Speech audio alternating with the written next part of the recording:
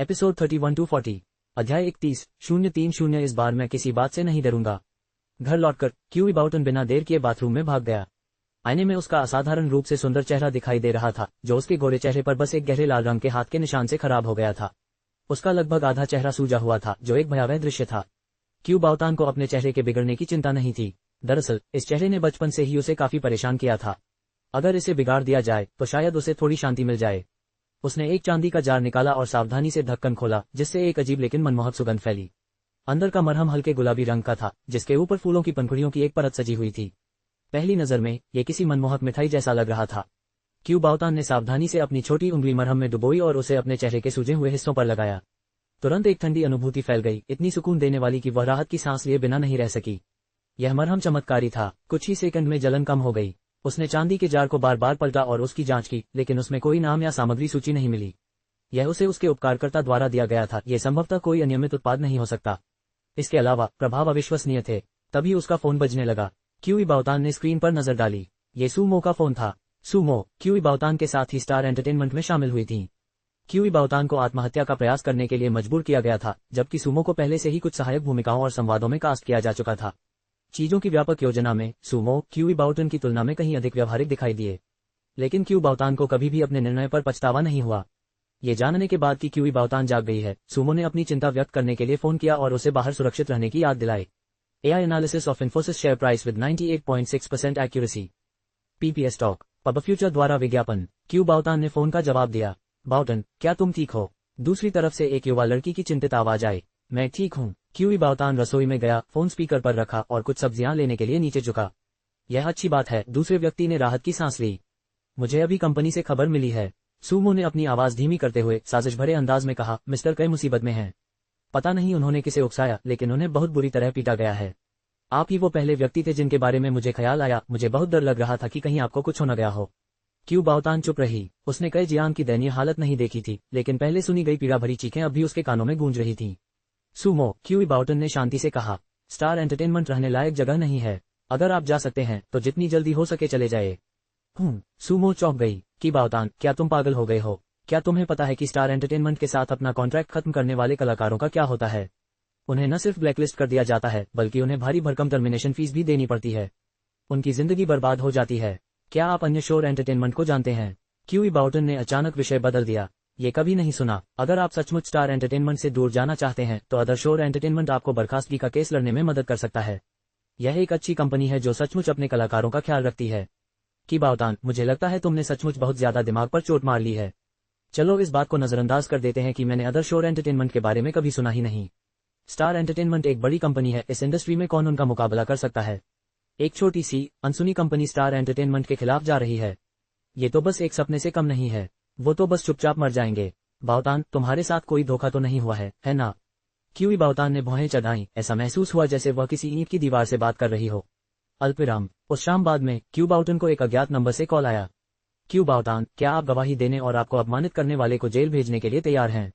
QE बाउतान, जो बिस्तर पर जाने वाली थी, अचानक सीधी बैठ गई। उसकी स्पष्ट आंखें अंधेरे में चमक रही थीं। बेशक मैं तैयार हूँ, बिल्कुल तैयार हूँ।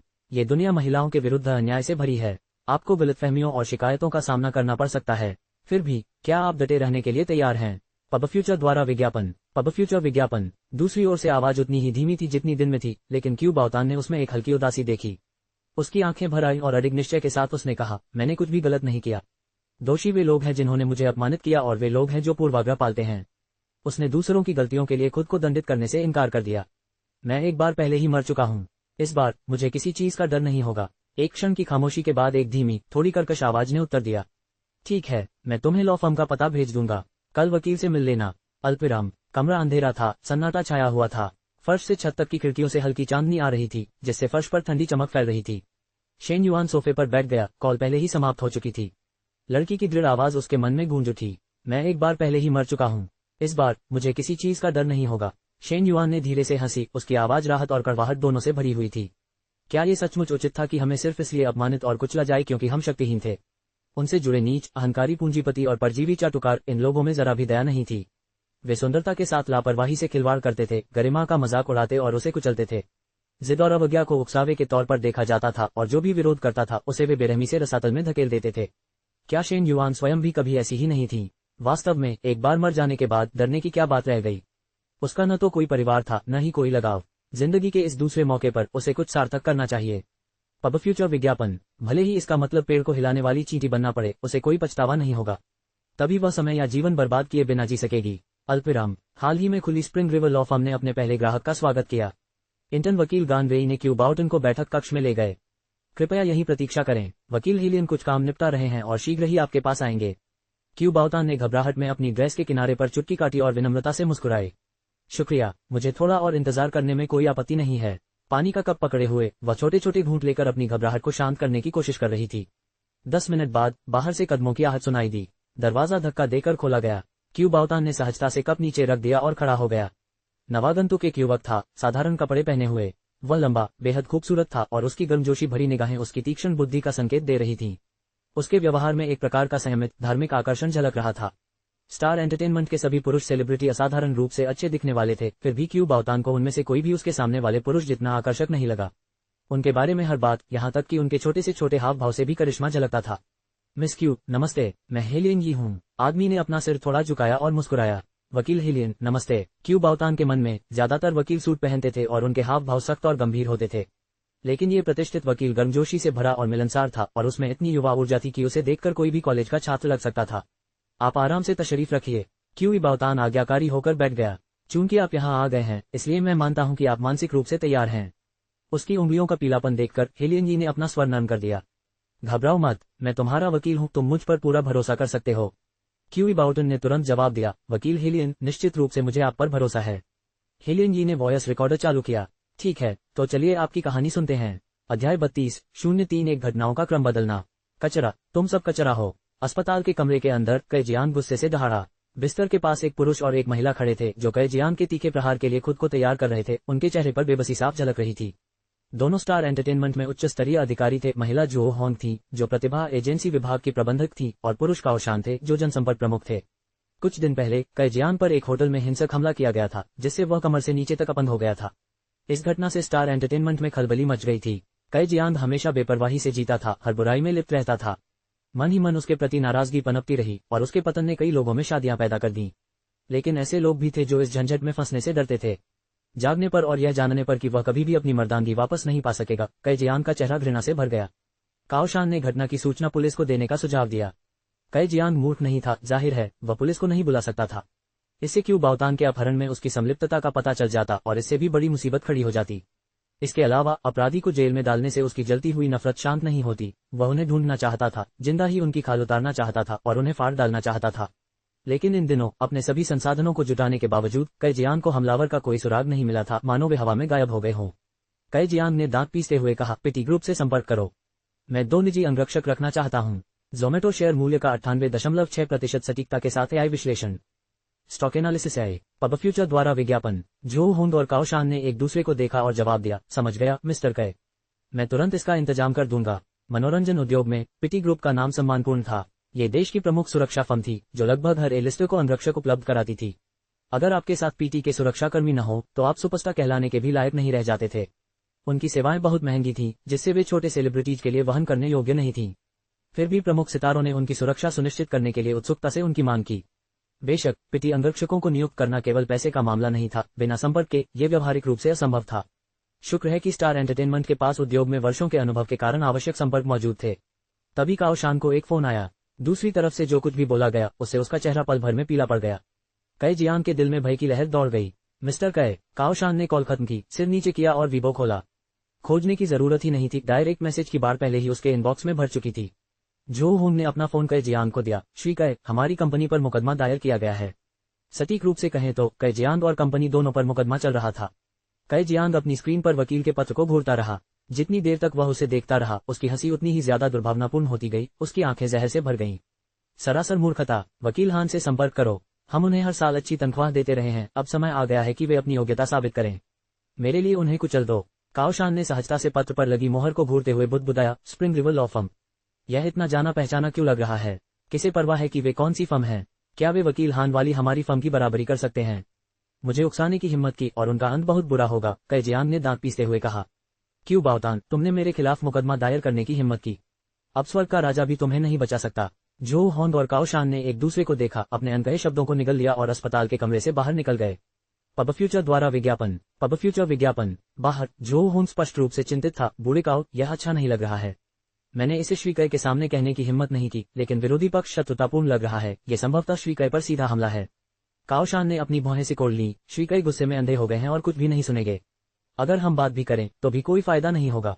मुझे बुरा लग रहा है कि यह उतना आसान नहीं है जितना दिख रहा है। जो होंग ने व्यंग्य किया, वह क्यूई बाओतान किसने सोचा होगा। वह इतनी कमजोर दिखती है, लेकिन उसकी आत्मा इतनी प्रचंड है। बमुश्किल मौत से बची है और फिर भी चुप रहने से इनकार कर रही है, यहाँ तक कि मिस्टर कय पर मुकदमा करने की हिम्मत भी कर रही है। वह बस मुसीबत मोल ले रही है। काओशान ने उसकी ओर देखा। जो लोग कगार पर धकेल दिए गए हैं, वे कुछ भी करने में सक्षम हैं।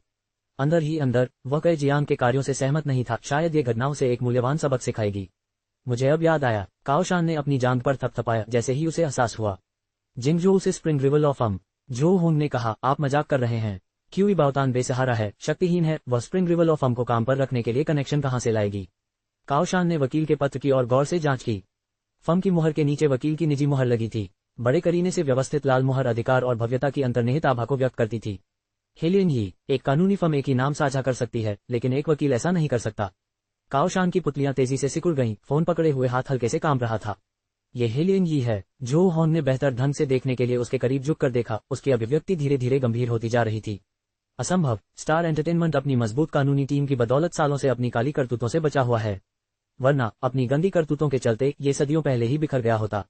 पब फ्यूचर विज्ञापन। पैसे की तंगी से जूझने वाले कई जियांग भी हर साल बेहतरीन वकीलों की नियुक्ति में भारी निवेश करने से नहीं हिचकिचाते थे। ये पैसा अच्छी तरह खर्च किया गया था। पीआर प्रमुख के रूप में काओशान अक्सर कानूनी विभाग के साथ बातचीत करते थे और स्वाभाविक रूप से जिंगजोऊ की स्प्रिंग रिवर ऑफ अम की प्रसिद्ध स्थिति से परिचित थे।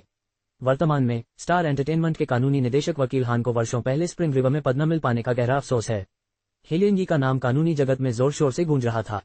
काओशान ने वकील हान को कई बार हेलियनजी के मुकदमों की रिकॉर्डिंग में तल्लीन होते हुए पकड़ा था। एक युवा, सुंदर, शांत और प्रतिभाशाली वकील की छवि उसके मन में स्पष्ट रूप से उभरने लगी। हेलियनजी एक किंवदंती थी, एक ऐसा मानक जिसे पाने की आकांक्षा युवा वकीलों में थी। एक अपराजित, धर्मी शक्ति हेलियनजी। ये तो और भी बुरा हो गया, काओशान ने धीरे से कहा। ये सोचना कि क्यूई बाउटन जैसी शक्तिहीन युवती हेलियनजी को अपना प्रतिनिधित्व करने के लिए नियुक्त कर सकती है, स्टार एंटरटेनमेंट के लिए चिंताजनक खबर थी। काओशान अच्छी तरह जानते थे कि मुकदमा जीतना सिर्फ सही होने पर निर्भर नहीं करता, ये वकील पर निर्भर करता है। एक सच्चा असाधारण वकील मुश्किलों को बदल सकता है, खासकर तब जब स्टार एंटरटेनमेंट स्पष्ट रूप से गलत था। हमें इस खबर को ऑनलाइन फैलने से पहले ही दबा देना चाहिए। मैं वकील हान के साथ रणनीतियों पर चर्चा करूंगा। आप कंपनी में सभी को, खासकर हमारे कलाकारों को, शांत कर दीजिए। उन्हें अब कम प्रोफाइल रखने की जरूरत है। दोनों अपने अपने कार्य करने के लिए अलग हो गए। इस बीच कई जियांग उदासीन बने रहे तथा मामले को संभालने के लिए कंपनी की व्यापक कानूनी टीम पर भरोसा करते रहे। लेकिन रात होते होते ये कांड इंटरनेट पर फैल गया। स्टार एंटरटेनमेंट के भाड़े के ट्रोल्स की फौज भी इसे रोक नहीं पाए। साइबर स्पेस में जन आक्रोश व्याप्त हो गया, जिसमें न केवल कई जियांग को बल्कि उसके पूरे वंश को कोसा गया। ये क्यू बाओतान लड़की अविश्वसनीय रूप से बहादुर है। मैं उससे प्यार करता हूँ। कुछ दिन पहले उसे एक इमारत से कूदने पर मजबूर किया गया था। भगवान ने उस पर दया करके उसकी जान बख्श दी होगी। कई जियांग को सजा भुगतनी ही पड़ेगी। क्यूई, डरो मत, हम सब तुम्हारे साथ हैं। हे भगवान, क्यूई कितनी दयनीय है। व्यवस्था आम लोगों के साथ बहुत अन्याय करती है। मुझे उम्मीद है कि कानून उसे न्याय देगा, इससे सबका विश्वास फिर से जाग उठेगा। मेरी चचेरी बहन ने स्टार एंटरटेनमेंट के साथ एक नए व्यक्ति के रूप में अनुबंध पर हस्ताक्षर किए। अनुबंध की शर्तें बहुत ही भयावह थी, सरासर शोषण। उसने इसे समाप्त करने की कोशिश की, लेकिन उस पर 30 मिलियन युआन का जुर्माना लगा दिया गया। उसका भविष्य बर्बाद हो गया। मैंने हमेशा स्टार एंटरटेनमेंट की संदिग्ध गतिविधियों के बारे में सुना है। पता चला कि उनकी कोई सीमा नहीं है। कितने ही कलाकार उनके द्वारा बर्बाद हो चुके हैं। ऐसा अनैतिक व्यवसाय मुकदमा दायर करने लायक है। Spring river law firm. हेलियनजी, क्या मैं कुछ देख रहा हूँ? क्या ये वास्तव में हेलियनजी है? अध्याय 33:032 प्रसिद्धि की ओर बढ़ना और अधिकार स्थापित करना। वकील हेलियन कहाँ है? मैं उससे मिलना चाहता हूँ। गानवेई ने अपने सामने खड़ी महिला को देखा और तुरंत उसे पहचान लिया। रेडियंट एंटरटेनमेंट की अध्यक्ष जी बेचुन की भतीजी। उद्योग जगत में पुरुष हस्तियों के साथ उनके लगातार संबंधों की अफवाहों और मनोरंजन जगत की सुर्खियों में लगातार बने रहने के कारण इस चेहरे को भूलना असंभव था। गानवेई ने औपचारिक रूप से जवाब दिया, माफ कीजिए मिस जी, अगर आपके पास अपॉइंटमेंट नहीं है तो मुझे डर है कि वकील हेलियन से मिलना असंभव है। जी शियाओ ने थोड़ा भौहें चढ़ाई, चूंकि आप जानते हैं कि मैं कौन हूँ, कृपया ये संदेश वकील हेलियन तक पहुंचा दें। यदि वह मेरा केस लेने के लिए सहमत होते हैं तो मैं उनकी सभी मांगों को पूरा करने की पूरी कोशिश करूंगा। उसने कमरे में चारों ओर नजर दौड़ाई। उसके हाव भाव में अहंकार का भाव था। मुझे लगता है वकील हेलियन स्प्रिंग सिटी में नए हैं और अभी पूरी तरह से परिचित नहीं है। एक नई लॉ फर्म के लिए सफलतापूर्वक विकास करना कोई आसान काम नहीं है। जी परिवार के साथ संबंधों के साथ उनका भविष्य का रास्ता बहुत आसान हो जाएगा। क्या एक शक्तिशाली गठबंधन बेहतर नहीं है? हाल ही में जी शियाओ जी बेचुन के केस को संभालने में बहुत व्यस्त हो गई थी। उसकी सबसे बड़ी प्राथमिकता उसके बचाव के लिए एक बेहतरीन वकील ढूंढना था। कुछ पूछताछ के बाद किसी ने हेलियन यी की सिफारिश की थी। हेलियन यी का रेज्यूमे बहुत प्रभावशाली था, खासकर आपराधिक मुकदमों को संभालने में। जी शियाओ ने किसी से उसकी पूरी जांच करवाकर पुष्टि करवाई कि वही सही वकील है जिसकी उसे जरूरत थी। इसलिए वह खुद उसके ऑफिस आए। हेलियन यी का स्प्रिंग सिटी में शाखा कार्यालय खोलना असल में एकदम नए सिरे से शुरुआत करने जैसा था। इतनी अच्छी प्रतिष्ठा होने के बावजूद उसे रास्ता बनाने के लिए संपर्कों की जरूरत थी। उसे यकीन नहीं हो रहा था कि हेलियन यी उसे मना करने की हिम्मत करेगी। जी शियाओ के रौबदार शब्दों को सुनकर गानवेई के चेहरे पर कोई भाव नहीं रहा। उसने शांति से कहा, मिस जी, सच कहूं तो वकील हेलियन ने हाल ही में एक आपराधिक मामला लिया है और सबूत इकट्ठा करने में व्यस्त हैं। मुझे डर है कि इस समय उनके पास दूसरे मामले लेने की क्षमता नहीं है। इसके लिए मैं क्षमा चाहता हूं। जी शियाओ को साफ पता था कि ये एक गोलमोल इनकार था। उसने व्यंग्यात्मक लहजे में कहा, अपनी कीमत बताओ। गानवेई ने अपना चश्मा ठीक किया। मिस जी, आप किस बारे में बात कर रही हैं? रिलायंस पावर के शेयर मूल्य का 98.6% सटीकता के साथ AI विश्लेषण। पीपी स्टॉक, पब फ्यूचर द्वारा विज्ञापन। क्या हम मूर्ख बन रहे हैं? हेलियन यी को यहाँ लाओ। मुझे मिस जी को उससे मिलना है। गानवेई का चेहरा काला पड़ गया। मिस जी, कृपया सम्मानपूर्वक व्यवहार करें। अंत में जी शियाओ को सुरक्षा गार्डों द्वारा लॉ फर्म से बाहर निकाल दिया गया। एक छोटी सी लॉ फर्म ने उसे इस तरह अपमानित करने की हिम्मत की। जी शियाओ गुस्से में थी। फिर भी वह हेलियन यी के बारे में ज्यादा कुछ नहीं कर सकती थी। निराश होकर जी शियाओ कंपनी की कानूनी टीम से परामर्श करने के लिए अपने कार्यालय वापस चली गईं। श्री जी, क्या आपने हाल की खबर देखी है? कैजियांग पर उनके प्रबंधन के तहत एक कलाकार ने मुकदमा दायर किया था और इस मामले को संभालने वाले वकील का नाम हेलियन यी है। कानूनी निदेशक ने उसे वकील के पत्र की एक प्रति दिखाए। गानवेई के शब्दों को याद करते हुए जी शियाओ ने व्यंग्यात्मक लहजे में कहा, मैंने सोचा था कि यह कोई बड़ा मामला है, लेकिन ये तो किसी छोटे कलाकार का प्रतिनिधित्व कर रहा है। फिर भी उसने मुझे अस्वीकार करने का साहस किया। ये तो बहुत ही क्रोधित करने वाली बात है। मिस जी, अफवाहों के अनुसार कैजियांग को एक होटल में पीटा गया जब उसने एक युवती पर हमला करने की कोशिश की। उसने पुलिस को इसकी सूचना देने की हिम्मत नहीं की और जल्द ही युवती ने मुकदमा दायर कर दिया। यहाँ निश्चित रूप से कुछ संदिग्ध है। जी शियाओ ने भौहें चढ़ाई। तुम्हारा क्या मतलब है? मिस जी, आप शायद हेलियन यी से परिचित न हो। हालांकि कानूनी दुनिया में उनका काफी नाम है। उन्होंने कभी कोई केस नहीं हारा। वे सचमुच एक दिग्गज हैं। स्प्रिंग रिवर लॉ फर्म के सबसे युवा पार्टनर होने के नाते स्प्रिंग सिटी में उनका पहला केस बेहद सावधानी से चुना गया होगा। लेकिन उन्होंने इस युवती का प्रतिनिधित्व करने का फैसला क्यों किया? जहां तक मुझे पता है, क्यूई बाओतान के पास न तो कोई शक्ति है और न ही कोई प्रभाव। वह बस एक साधारण इंसान है। वरना कैजियांग उन्हें निशाना बनाने की हिम्मत नहीं कर पाते। जी शियाओ ने अपनी आंखें सिकोड़ते हुए कहा, क्या आप ये कह रहे हैं कि हेलियन यी को विश्वास है कि वह इस मामले के साथ स्प्रिंग सिटी में अपनी प्रतिष्ठा स्थापित कर सकता है? सिर्फ आत्मविश्वास ही नहीं, इसकी गारंटी भी है। जी शियाओ ने तुरंत स्थिति को समझ लिया। कैजियांग एक जाल में फंस गया है। इसके पीछे कौन है? जो भी हो, जल्द ही अपना नाम जाहिर कर देगा। लेकिन मुझे यकीन है कि यह स्टार एंटरटेनमेंट को सीधे निशाना बनाने वाली किसी साजिश का हिस्सा है। बेशक कैजियांग ने अपने दुर्व्यवहार से खुद ही यह सब अपने ऊपर लाद लिया है।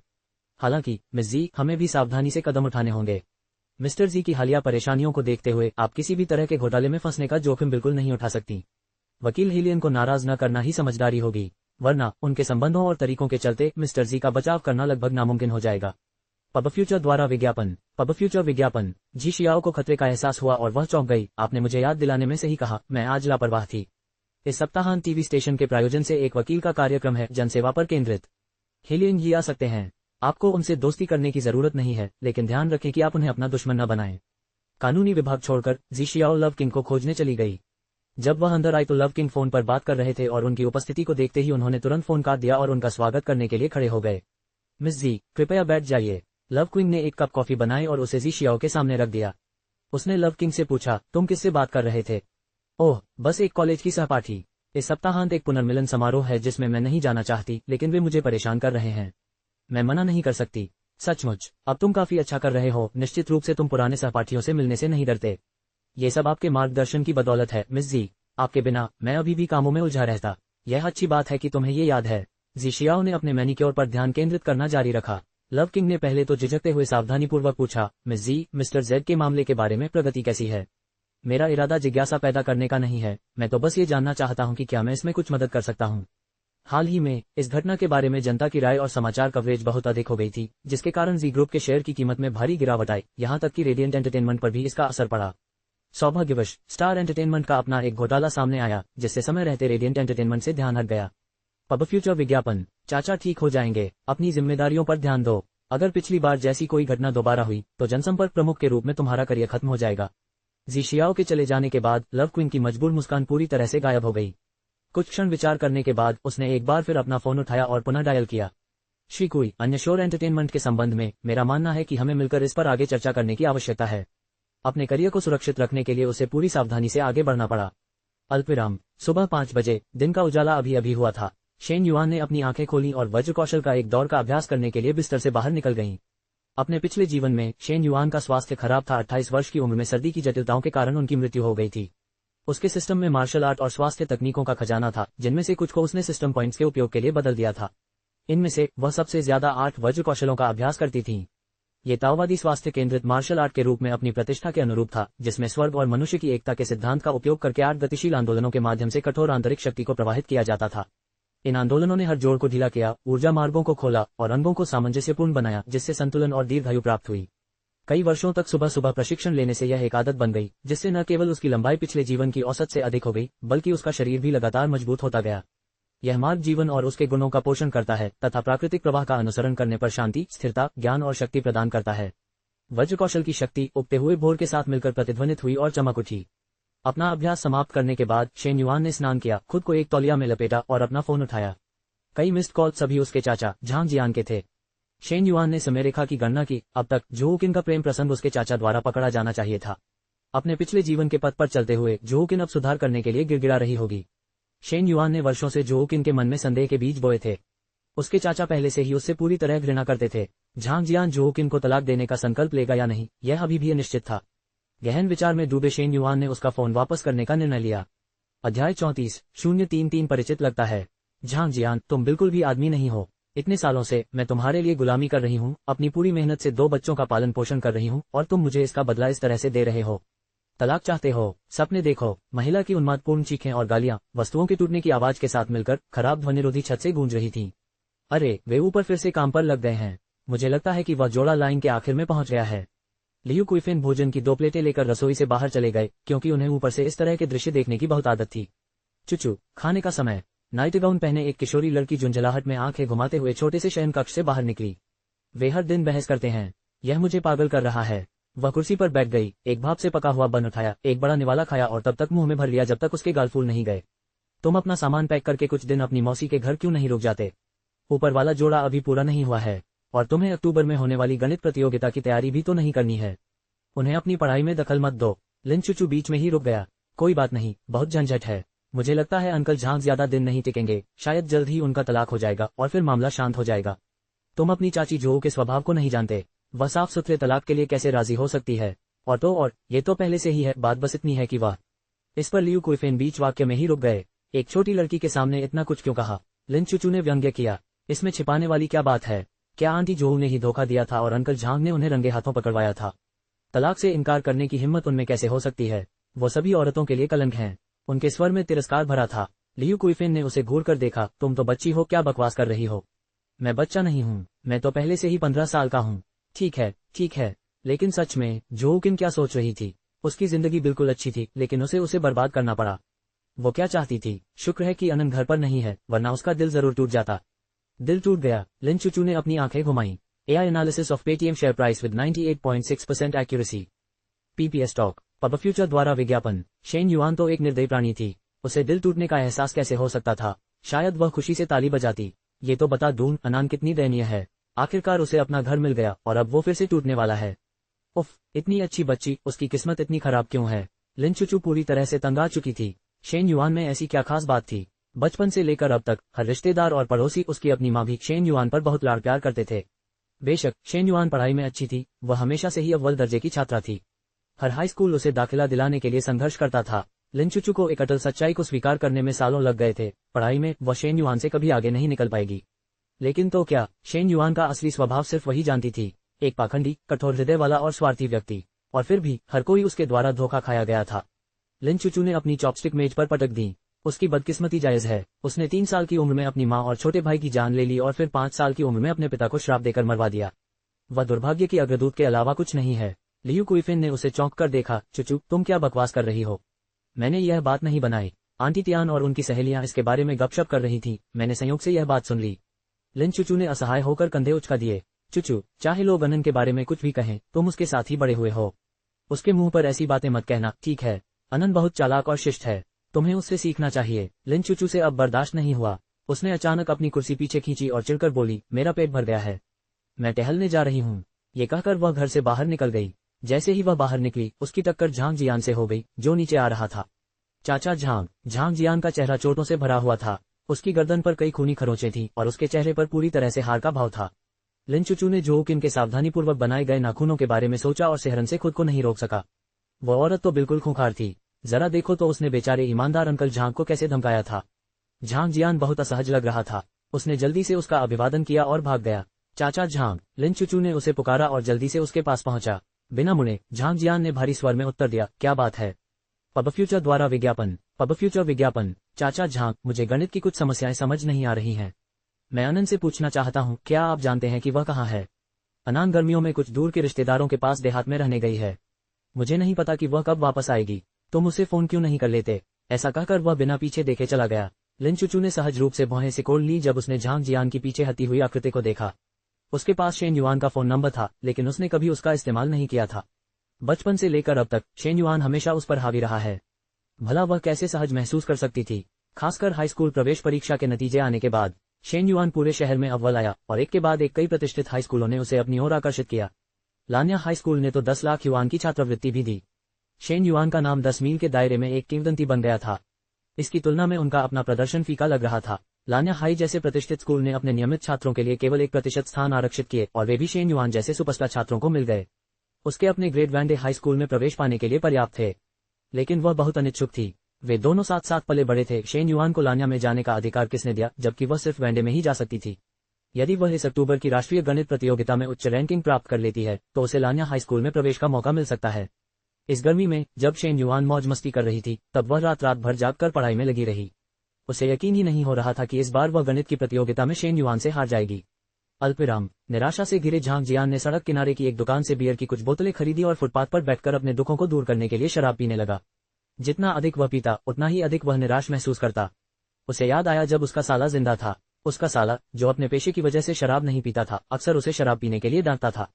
एक पुरुष होने के नाते उसे अपनी जिम्मेदारियां उठानी चाहिए। अपने दर्द को कम करने के लिए शराब का इस्तेमाल करना बचने का सबसे कायराना तरीका था। जीजा जी, क्या आप जानते हैं कि अनन कितना उत्कृष्ट है? जीजा जी, आप अनन को अकेला क्यों छोड़ आए? जब वह अपने दिवंगत बहनोई के बारे में याद कर रहा था तो अचानक एक विचार उसके दिमाग में बिजली की तरह कौंधा। उसने अपना फोन निकाला और आनन को फोन किया।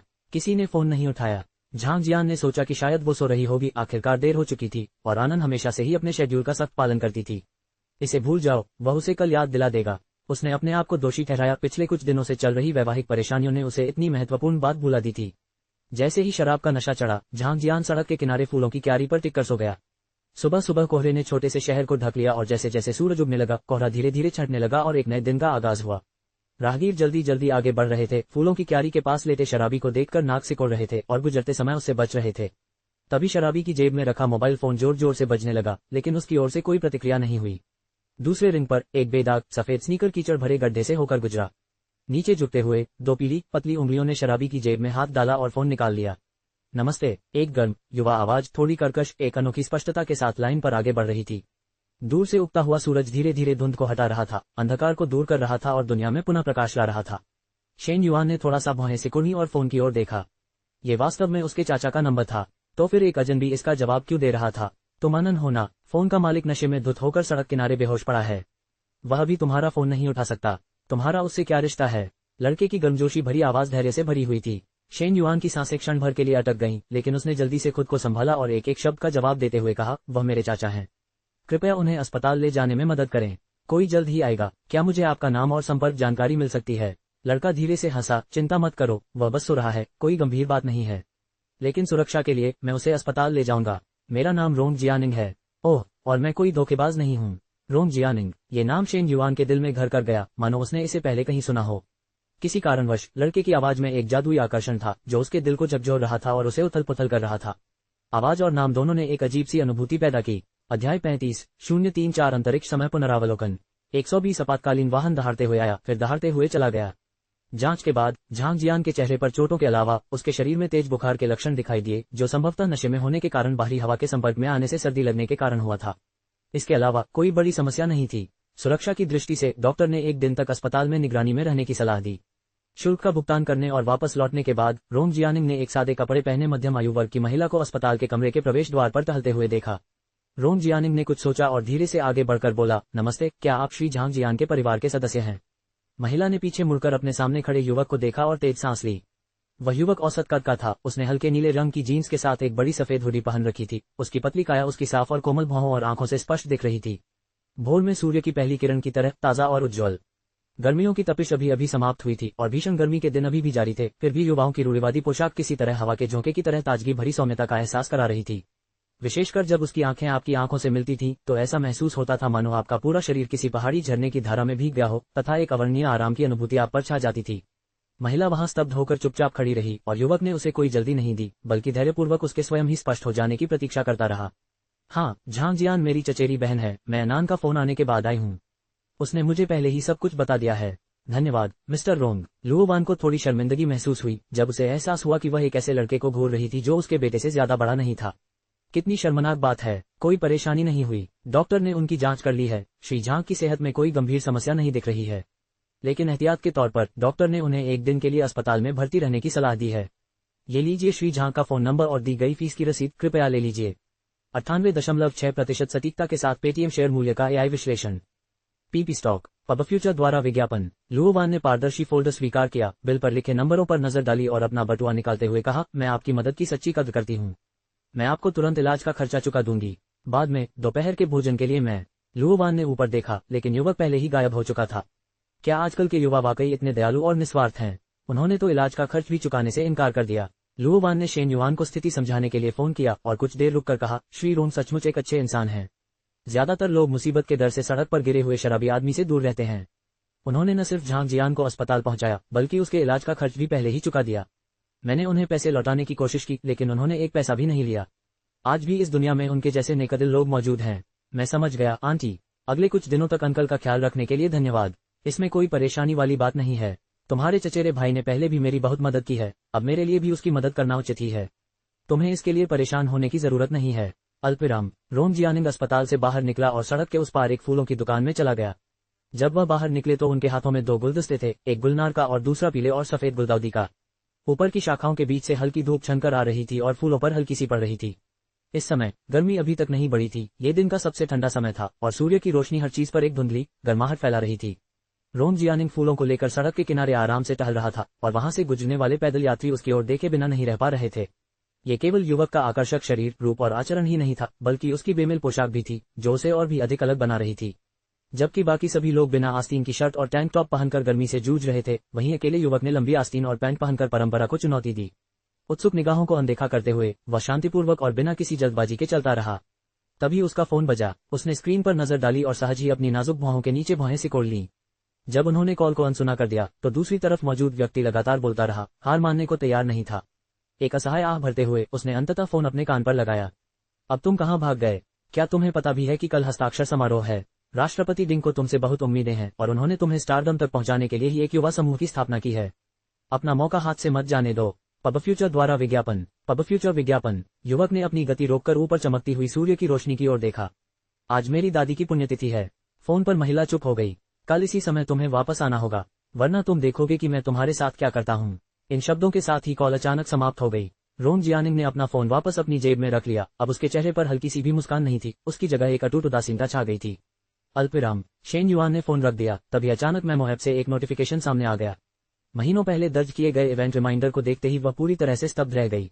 इसके बाद वह सोफे पर गिर पड़ी और अपना चेहरा घुटनों पर टिका लिया तथा उसे गहरी असहायता का एहसास हुआ। दूसरा जीवन जीने के बाद उसने अतीत के कई पछतावे भुला दिए थे। फिर भी एक अफसोस बना रहा, एक ऐसा घाव जिसे वह जानती थी कि वह इस जीवन में कभी ठीक नहीं कर सकती। उसने खुद को व्यस्त रखा था, पढ़ाई, शेयरों में निवेश, ट्रेनिंग। पिछले 9 सालों में एक भी पल खाली नहीं गया। उसने समय के हर टुकड़े को भरा, अपनी आत्मा में गहरे तक समाये हुए दर्द और पछतावे से खुद को विचलित करने की कोशिश की। सिस्टम ने मेजबान की अत्यधिक भावनात्मक उथल पुथल को भांप लिया, जो उसकी कमजोरी का फायदा उठाने और उसकी स्मृति के टुकड़ों को पुनः प्राप्त करने का एक अवसर था। लेकिन सिस्टम ने कोई कार्रवाई नहीं की। अनान, मैं तुम्हारा दुख समझ सकता हूँ। मुझसे बात करो, क्या हो रहा है? शेन युआन अत्यधिक भावनात्मक स्थिरता और जबरदस्त मानसिक दृढ़ता वाले व्यक्ति थे। ठीक उसी तरह के मेजबान की व्यवस्था को तलाश थी। इन 9 वर्षों में ये शेन युआन के साथ रहा और कई बार यहाँ तक कि सिस्टम को भी वह भयावह लगी। रिलायंस पावर के शेयर मूल्य का 98.6% सटीकता के साथ एआई विश्लेषण। स्टॉक में महारत हासिल करने के लिए आई की छिपी हुई शक्ति को अभी अनलॉक करें। ये कल्पना करना कठिन था कि उसने अपने पिछले जीवन में किस प्रकार की कठिनाइयों का सामना किया होगा। शेन युआन अपनी चेतना के सागर में गहराई तक उतर गई। एक प्राचीन झील के किनारे एक फूस की झोपड़ी थी, जिसके चारों ओर फूलों और औषधीय जड़ी बूटियों का एक जीवंत बगीचा था। फूलों के बीच तितलियां और मधुमक्खियां नाच रही थीं। दूर दूर तक पर्वत चोटियों और पर्वतमालाओं की परतों में परिदृश्य को लपेटे हुए थे। नीले आकाश के नीचे गोल सूर्य अपनी कोमल किरणें पूरे दृश्य पर बिखेर रहा था। हरे भरे पहाड़, बहता पानी और दिव्य सौंदर्य स्वर्ग जैसा लग रहा था। एक दुबली पतली लड़की झील के पास पहुंची, जहां मछलियां उत्सुकता से पानी से छलांग लगा रही थीं। झील के किनारे खिले एक चपरासी फूल को तोड़कर उसने उसकी कोमल पंखुड़ियों को अपनी उंगलियों में धीरे से घुमाया। उस जीवंत फूल से एक हल्की सी चमक निकली, जो मछलियों के भोजन में बदल गई और झील में बिखर गई, जिससे मछलियों में खलबली मच गई। कुछ देर तक स्तब्ध भाव से देखने के बाद लड़की अचानक बोली, पृथ्वी पर 7 अरब से अधिक लोग हैं, मुझे ही क्यों चुना? चुंबकीय क्षेत्र के कारण सिस्टम से एक बच्चों जैसी आवाज हवा के माध्यम से फुसफुसाई। सचमुच? लड़की ने संदेह से भौहें उठाईं। विद्युत चुंबकीय क्षेत्र आवेशित वस्तुओं द्वारा विद्युत चुंबकीय तरंगें उत्सर्जित करने से उत्पन्न होते हैं, जो पृथ्वी के चुंबकीय क्षेत्र के प्रभाव में एक दिशा में गति करती हैं। इससे विद्युत चुंबकीय तरंगों का एक सामूहिक क्षेत्र निर्मित होता है। समय और स्थान की विशेषताओं से संबंधित सापेक्षता के सिद्धांत के आधार पर विद्युत चुंबकीय क्षेत्र उपकरण वस्तुओं, मनुष्यों या सूचनाओं को समय या स्थान के पार ले जा सकते हैं, जिससे समय और स्थान के दायरे में आयामी भ्रमण का वांछित प्रभाव प्राप्त होता है। अनान, तुम बहुत होशियार हो, कोई आश्चर्य नहीं कि तुमने भौतिकी में अव्वल स्थान प्राप्त किया। अविचलित, शेन युआन ने बोलना जारी रखा, ये प्रणाली अनिवार्य रूप से एक अत्यंत शक्तिशाली विद्युत चुंबकीय क्षेत्र उपकरण है। सापेक्षता के अनुसार विद्युत चुंबकीय क्षेत्र द्वारा उत्पन्न गुरुत्वाकर्षण बल जितना अधिक होगा, सापेक्ष द्रव्यमान उतना ही अधिक होगा। आइंस्टीन के द्रव्यमान ऊर्जा समीकरण को प्रतिबिंबित करना, गति को त्वरित करना, गुरुत्वाकर्षण को बदलना और विद्युत चुंबकीय क्षेत्र की शक्ति को तीव्र करना, ये सभी समय में आयामी पारगमन को साकार करने में सक्षम बनाते हैं। इसे भौतिक विज्ञान में कालिक प्रतिगमन कहा जाता है। यद्यपि सापेक्षतावाद में समय और स्थान को अलग नहीं किया जा सकता है और सिद्धांत महत्वपूर्ण अनुभवजन्य साक्ष्य के बिना बना रहता है, शेन युआन अकाट्य वैज्ञानिक सिद्धांतों का उपयोग करके आसानी से अपने आधार को ध्वस्त कर सकता है, जो विचारधारा को काल्पनिक अस्तित्व के साथ मिलाने में दोषों को उजागर करता है। हालांकि इस प्रणाली के अस्तित्व ने उन सिद्धांतों को पूरी तरह से कमजोर बना दिया। यह एकमात्र तर्कसंगत तरीका था जिससे शेन युआन अपने पुनर्जन्म की व्याख्या कर सकती थी। उनकी तीखी बयानबाजी ने व्यवस्था को खामोश कर दिया। व्यवस्था को भी भय महसूस हुआ। मेजबान ने खुलासा कर दिया, अब क्या? ऑनलाइन, बेसब्री से इंतजार कर रहा हूँ। शेन युआन ने जैसे ही जीवंत बगीचे को देखा, उसकी गहरी आंखों में अटूट दृढ़ संकल्प झलक रहा था। आगे चाहे जो भी हो, रास्ता चाहे कितना भी कांटों भरा क्यों न हो, उसे किसी बात का डर नहीं था। उनके पुनर्जन्म ने लौकिक प्रतिगमन की संभावना को सिद्ध कर दिया। काश वो पीछे जा पाती, बस थोड़ा और पीछे, इतनी दूर की दोनों के जीवन भर का पछतावा भर जाए। अध्याय 36, 035 महान जन्मे, गौरवशाली मृत्यु पाए। किंगजोहू शहीद कब्रिस्तान। रात हो जाती है और तारों से भरे आकाश के नीचे कब्रिस्तान गंभीर और शांत रहता है। शेन युआन ने बेबीज ब्रीथ का एक गुलदस्ता पकड़ा हुआ है और कब्र के पत्थर की ओर कदम बढ़ा रहा है। हल्के ग्रेनाइट के आधार पर एक भव्य काले रंग का कब्र का पत्थर सीधा खड़ा है। शेन युआन नीचे झुकता है और बच्चे की सांस को कब्र के पत्थर के सामने रख देता है। अचानक उसकी नजरें ठहर जाती हैं। कब्र के पत्थर के सामने पीले और सफेद गुलदाउदी का एक गुलदस्ता रात की हवा में धीरे धीरे लहरा रहा है, मानो अंतहीन यादें फुसफुसा रहा हो। शेन युआन अपनी आंखें उठाती है और कब्र के पत्थर पर उकेरी गई श्वेत शाम तस्वीर को देखती है तथा उस पर जमी धूल को बड़े ही कोमलता से झाड़ती है।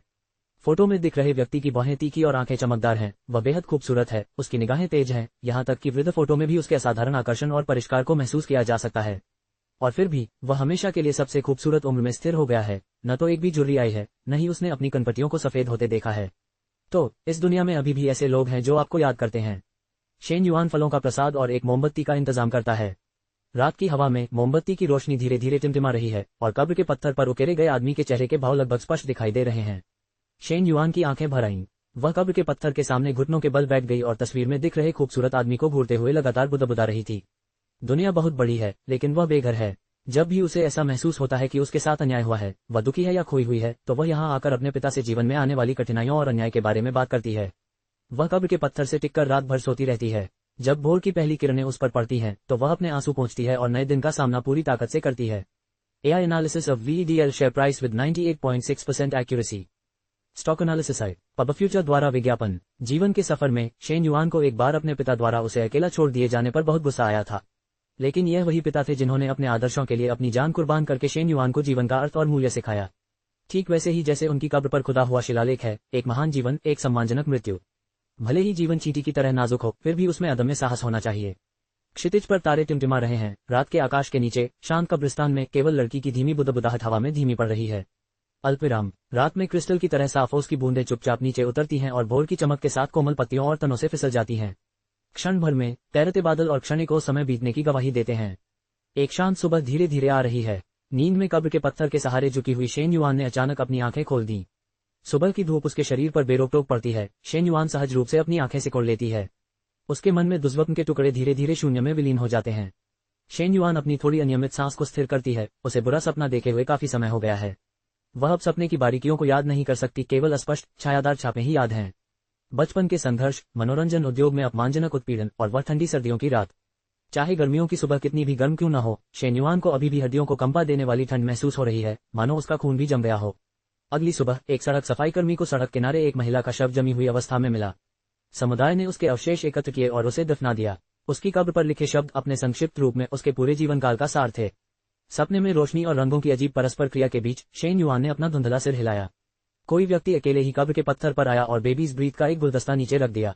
पब फ्यूचर द्वारा विज्ञापन। पब फ्यूचर विज्ञापन। वह बहुत देर तक कब्र के पत्थर के सामने खड़ा रहा। तस्वीर में दिख रही महिला असाधारण सुंदरता की धनी थी, फिर भी उसकी आंखों में हमेशा एक थका हुआ सा दुख दिखाई देता था। मुझे देर हो गई, ये स्पष्ट पुरुष स्वर समय और स्थान की गहराई से आता प्रतीत हुआ, जिसमें इतना गहरा दुख था कि वह हृदय विदारक था। शेन युआन की आत्मा कांप उठी। आवाज में अंतर्निहित गहरी भावना उसे सुनने वाले किसी भी व्यक्ति को प्रभावित किए बिना नहीं रह सकती थी। घना कोहरा छा गया। वह आदमी कब्र के पत्थर के सामने गिर पड़ा। उसकी उंगलियां फोटो में दिख रही महिला की आंखों पर पड़ गईं, मानो वह उसके आंसू पोंछ रहा हो। अचानक भारी बारिश हुई, जिससे दुनिया की सारी गंदगी और मैल साफ हो गया। जब सूर्य पुनः उदय हुआ तो सारी पृथ्वी पहले जैसी ही रही। सिवाय उसके वह हमेशा उस वर्ष की वसंत की रिमझिम फुहारों के बीच रहेगा। उनका प्रेम, जो कभी शब्दों में व्यक्त नहीं हुआ, आग की तरह प्रचंड रूप से जलता रहा और उनके जीवन को भस्म करता रहा। शेन युआन उस आदमी के चेहरे को समझना चाहती थी, लेकिन उसकी लाख कोशिशों के बावजूद सपने के टुकड़े उसकी उंगलियों से रेत की तरह फिसल गए। क्या यह महज एक भ्रम था या किसी अज्ञात समय अंतराल में सचमुच घटित हुआ था? शेन युआन नहीं जान सका। उसे केवल भारी उदासी महसूस हुई। उसकी छाती इतनी भारी हो गई कि दम घुटने लगा। अपनी सांसों को नियंत्रित करते हुए धीरे धीरे उसके मन में एक अनुमान उभरने लगा। जब मस्तिष्क के तंत्रिका तंत्र में न्यूरॉन्स कार्य करते हैं तो वे विद्युत आवेश उत्पन्न करते हैं, जिससे प्राकृतिक जैविक धाराएं बनती हैं। विद्युत चुंबकत्व के सिद्धांतों के अनुसार गतिमान आवेश चुंबकीय क्षेत्र बनाते हैं, जो बदले में तंत्रिका तंत्र पर प्रभाव डालते हैं। मस्तिष्क दिन के दौरान विशाल मात्रा में जानकारी संग्रहित करता है, जिसे वह रात में विभिन्न प्रकार के भ्रामक दृश्यों के संयोजन में संश्लेषित करता है। ये प्रक्रिया मस्तिष्क के तंत्रिका तंत्र के भीतर एक अनूठी उपचार पद्धति है। यही स्वप्नों का उद्गम है। उसे वह सपना क्यों आया? जरूर दिन में किसी ट्रिगर ने उसके तंत्रिका भंडार को सक्रिय कर दिया होगा, जिससे मस्तिष्क अनजाने में आंतरिक सूचनाओं को अव्यवस्थित तरीके से जोड़ने लगा होगा। पृथ्वी की भूचुंबकीय गतिविधि के साथ मिलकर इतने लंबे समय के बाद उसे बुरे सपनों का शिकार होना पड़ा। Fast secure OP payments switch today. AI analysis of NBCC share price with 98.6% accuracy. Shane yuan अपनी सुंदर भौहें सिकोड़ती है, जबकि उसका मस्तिष्क तेजी से विचारों से भर जाता है। सूरज की रोशनी चकाचौंध कर देने वाली है और कीड़ों और पक्षियों की चहचहाहट से सुबह का समय आ रहा है, जिससे कब्रिस्तान की शांति और भी बढ़ गई है। अचानक शेन युआन के दिमाग में कुछ कौंधा। उसकी स्पष्ट आंखें अविश्वसनीय रोशनी से चमक उठीं। जैसे ही वह वहां से जाती है, कब्र के पत्थर पर रखे गुलदाउदी और बच्चे की सांसें एक दूसरे से सटकर कब्रिस्तान की शांति में गर्म धूप का आनंद ले रही होती हैं। शेन युआन कब्रिस्तान से बाहर निकलता है और टैक्सी लेकर अस्पताल जाता है। वार्ड के बाहर खड़ी होकर वह अस्पताल के बिस्तर पर लेटे अधेड़ उम्र के व्यक्ति को नाश्ता करते हुए देखती है और उसके बगल में बैठी महिला की डांट सुनती है। भाई, मैं तुमसे कह रहा हूं, तुम्हें उसके साथ रहने की जरूरत नहीं है। उसी ने तुम्हारे साथ अन्याय किया है। तुम्हें उससे तलाक ले लेना चाहिए। झांग जियान का चेहरा कड़वा लग रहा है क्योंकि वह मांस की रोटी चबा रहा है। उसे इसके स्वाद में कोई आनंद नहीं मिल रहा है। उसके बगल में लुओ वान धैर्य और गंभीरता से उसे व्याख्यान देना जारी रखता है। शेन युआन ने आगे कुछ नहीं सुना। वह भुगतान काउंटर पर गई, एक हफ्ते का मेडिकल और पोषण शुल्क चुकाया और उसके कमरे को VIP दर्जा दिला दिया। उसके चाचा पिछले कुछ वर्षों से काम और परिवार के बोझ तले दबे हुए हैं। उन्हें आराम करने और स्वस्थ होने का यह मौका मिलना उनके लिए एक सांत्वना है। उस सपने के बाद से ही उसकी छाती पर ऐसा महसूस होता है मानो कोई भारी पत्थर रखा हो। स्पष्टता की तीव्र आवश्यकता से प्रेरित होकर शेन युआन पास के एक इंटरनेट कैफे में जाता है। बंद स्थान में, जहां धुआं, नूडल्स की गंध और पैरों की दुर्गंध भयंकर रूप से मिलती है, शेन युआन को लगभग बीमार महसूस होता है। रात भर जो किशोर गेम खेलते रहे वे अपने कंप्यूटर पर सुस्त पड़े रहे, जबकि अस्त व्यस्त गेम स्क्रीन पर खेल जारी रहा तथा उनके पीले और थके हुए चेहरे मंद रोशनी में चमक रहे थे। शेन युआन को एक कंप्यूटर मिलता है। बैठते ही वह उसे चालू करती है और उसकी पतली उंगलियां कीबोर्ड पर तेजी से टकराती हैं और अव्यवस्थित की स्ट्रोक की आवाजें उस बंद खामोशी में साफ सुनाई देती हैं। स्क्रीन पर निगरानी वीडियो दिखाई देता है, जिसमें पिछली रात झांग जियान एक चौराहे पर नशे में गिरते हुए दिखाई देता है। जैसे ही सुबह की पहली धूप निकलती है, अनगिनत राहगीर उस शराबी आदमी को नजरअंदाज कर देते हैं। एक सफेद वस्त्र पहने लड़का रोशनी में आगे बढ़ता है और उसके पास रुक जाता है। वह एक कॉल का जवाब देता है और 120 डायल करता है। एम्बुलेंस आने तक झांग जियान के साथ रहता है, यहाँ तक कि इस बीच उसे पानी भी पिलाता है। वीडियो का रिजोल्यूशन कम है और लड़के का फिगर कुछ धुंधला है, लेकिन इससे उसकी शानदार बनावट और उपस्थिति पर कोई असर नहीं पड़ता। रोंग जियानिंग। शेन युआन स्क्रीन पर लड़के को घूरती है और अंततः अपनी स्मृति में एक धुंधली परछाई ढूंढ लेती है जो उससे मेल खाती है। अध्याय 37:036 खिलती हुई शान। जियांग शेंग्याओ की नींद कीबोर्ड पर टाइपिंग की आवाज से खुली, उसकी चिड़चिड़ाहट सतह पर उभर आई। जैसे ही वह एक भावुक टिप्पणी शुरू करने वाला था, लेकिन विचार करते करते वह रुक गया। स्क्रीन की हल्की सी चमक लड़की के पार्श्व भाग को रोशन कर रही थी। उसकी सुंदरता दिव्य से कम नहीं थी, सुंदर, उत्कृष्ट, मानो प्रकृति ने स्वयं उसकी रचना में अपनी असीम सावधानी डाली हो।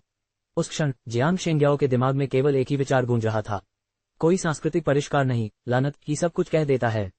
उसकी सुंदर नाक ऊंची थी, मानो कोई राजसी शिखर अपने समकक्षों के बीच में उठ रहा हो, जिससे उसे अलौकिक अलगाव का एहसास हो रहा था जो अछूता लग रहा था, मानो बादलों से उतरी कोई देवी, शुद्ध और अलंघनीय। मंद रोशनी ने उसके ऊपर रहस्य की एक परत डाल दी थी, जिससे उसके आकर्षण को दूर करना और भी कठिन हो गया था। उसकी अद्भुत सुंदरता से मंत्रमुग्ध होकर जियांग शेंग्याओ ने क्षण भर के लिए समय और स्थान का ध्यान खो दिया। वास्तविकता में वापस आकर उसने अपना फोन निकाला और चुपके से एक तस्वीर ले ली। जैसे ही उसने दूसरा शॉट मारने के लिए कोण बनाया, लड़की ने अचानक अपना सिर घुमाया। उसे कुछ महसूस हुआ। उसकी सुंदरता का तात्कालिक प्रभाव जियांग शेंग्याओ पर वज्रपात की तरह पड़ा। वह हौंफने लगा, उसकी सांसें अटकने लगीं। शेन युआन ने थोड़ा सा भौहें से कुड़ी, उसकी आंखों में झलकती विस्मय की झलक दिखी। उसने अंदर ही अंदर आह भरी, हार मान ली। ऐसा लग रहा था कि सिस्टम का जादुई जादू खत्म हो गया है। अपना लैपटॉप बंद करके शेन युआन ने अपनी जेब से एक मास्क निकाला, उसे पहना और लड़के की ओर चल पड़ी। उसकी आवाज शांत लेकिन दृढ़ थी, कृपया अभी ली गई तस्वीर डिलीट कर दीजिए। लड़की की प्रभावशाली आभा इतनी भारी थी कि जियांग शेंग्याओ की हिम्मत नहीं हुई कि वह ऊपर देख सके। इसे हटा दिया गया। यदि मेरी तस्वीर प्रसारित की गई तो मैं आपके विरुद्ध निजता के उल्लंघन का आरोप लगाऊंगा। उसकी ठंडी आवाज उसके कानों में धीरे धीरे घुसते हुए धमकी भरी लग रही थी। जब जियांग शेंग्याओ ने अंततः अपना सिर उठाया तो लड़की का सुंदर शरीर पहले ही गायब हो चुका था। सहज रूप से जियांग शेंग्याओ ने उसका पीछा किया, लेकिन वह पहले ही भीड़ में खो चुकी थी। निराश होकर जियांग शेंग्याओ ने अपना सिर नीचे कर लिया। उसने अपना फोन खोला और हाल ही में डिलीट किए गए फोल्डर से वह फोटो निकाली। लड़की की चेतावनी भरे शब्द अब भी उसके दिमाग में गूंज रहे थे, जिससे उसकी उस तस्वीर को अपने निजी फीड पर पोस्ट करने की इच्छा पर लगाम लग गई। नहीं, वह इसे अपनी निजी प्रशंसा के लिए रखेगा। वह जितना अधिक फोटो को देखता उतना ही अधिक मंत्रमुग्ध महसूस करता और अपने आप पर मुंह मुस्कान बिखेरता, मानो किसी ने उसे बुरी तरह से फंसा लिया हो। अयाओ, तुम्हें क्या हो गया है? इतनी सुबह सुबह यहाँ बेवकूफों की तरह मुस्कुरा रहे हो। उसका साथी अपनी आंखों से नींद पोंछता हुआ लड़खड़ाता हुआ इंटरनेट कैफे से बाहर निकल गया। तुम क्या देख रहे हो जो इतना अद्भुत है? मुझे भी दिखाओ। जैसे ही साथी पास आया, जियांग शेंग्याओ ने सख्ती से अपना फोन रख दिया और मुंह बनाया, मुझे भूख लगी है, चलो नाश्ता कर लेते हैं। साथी ने लगातार 3 बार जम्हा ली। उसकी आंखों के काले घेरे अनिच्छा दर्शा रहे थे क्योंकि वह जियांग शेंग्याओ के पीछे चल रहा था। तुम क्या कर रहे हो? मेरी तरह पूरी रात जागते हो, फिर भी इतने जीवंत दिख रहे हो। जियांग शेंग्याओ की भौहें तन गईं, उनका मूड खुशनुमा हो गया। क्योंकि मेरे पास एक गुप्त फॉर्मूला है। साथी ने उसे तिरछी नजर से देखा, लान्या ग्रुप के युवा मास्टर की तरह ही हो। अपने परिवार के नाम का उल्लेख सुनते ही जियांग शेंग्याओ का अच्छा मूड तुरंत खराब हो गया। यह महसूस करते हुए कि उन्होंने एक गंभीर विषय को छुआ है, साथी ने तुरंत अपना मुंह बंद कर लिया। अजीब तनाव को कम करने के लिए उसने एक विषय चुना। इस साल मिडिल स्कूल की प्रवेश परीक्षा में सबसे ज्यादा अंक पाने वाली लड़की शेन ओह युआन नाम की है, जो लान्या मिडिल स्कूल की है। सुना है वेंडे और एक्सपेरिमेंटल हाई स्कूल में उसे भर्ती करने को लेकर लगभग झगड़ा हो गया था। कितनी बेशर्मी। अरे याओ, तुम भी लान्या के मिडिल स्कूल में पढ़े हो। क्या तुमने कभी इस लड़की को देखा है?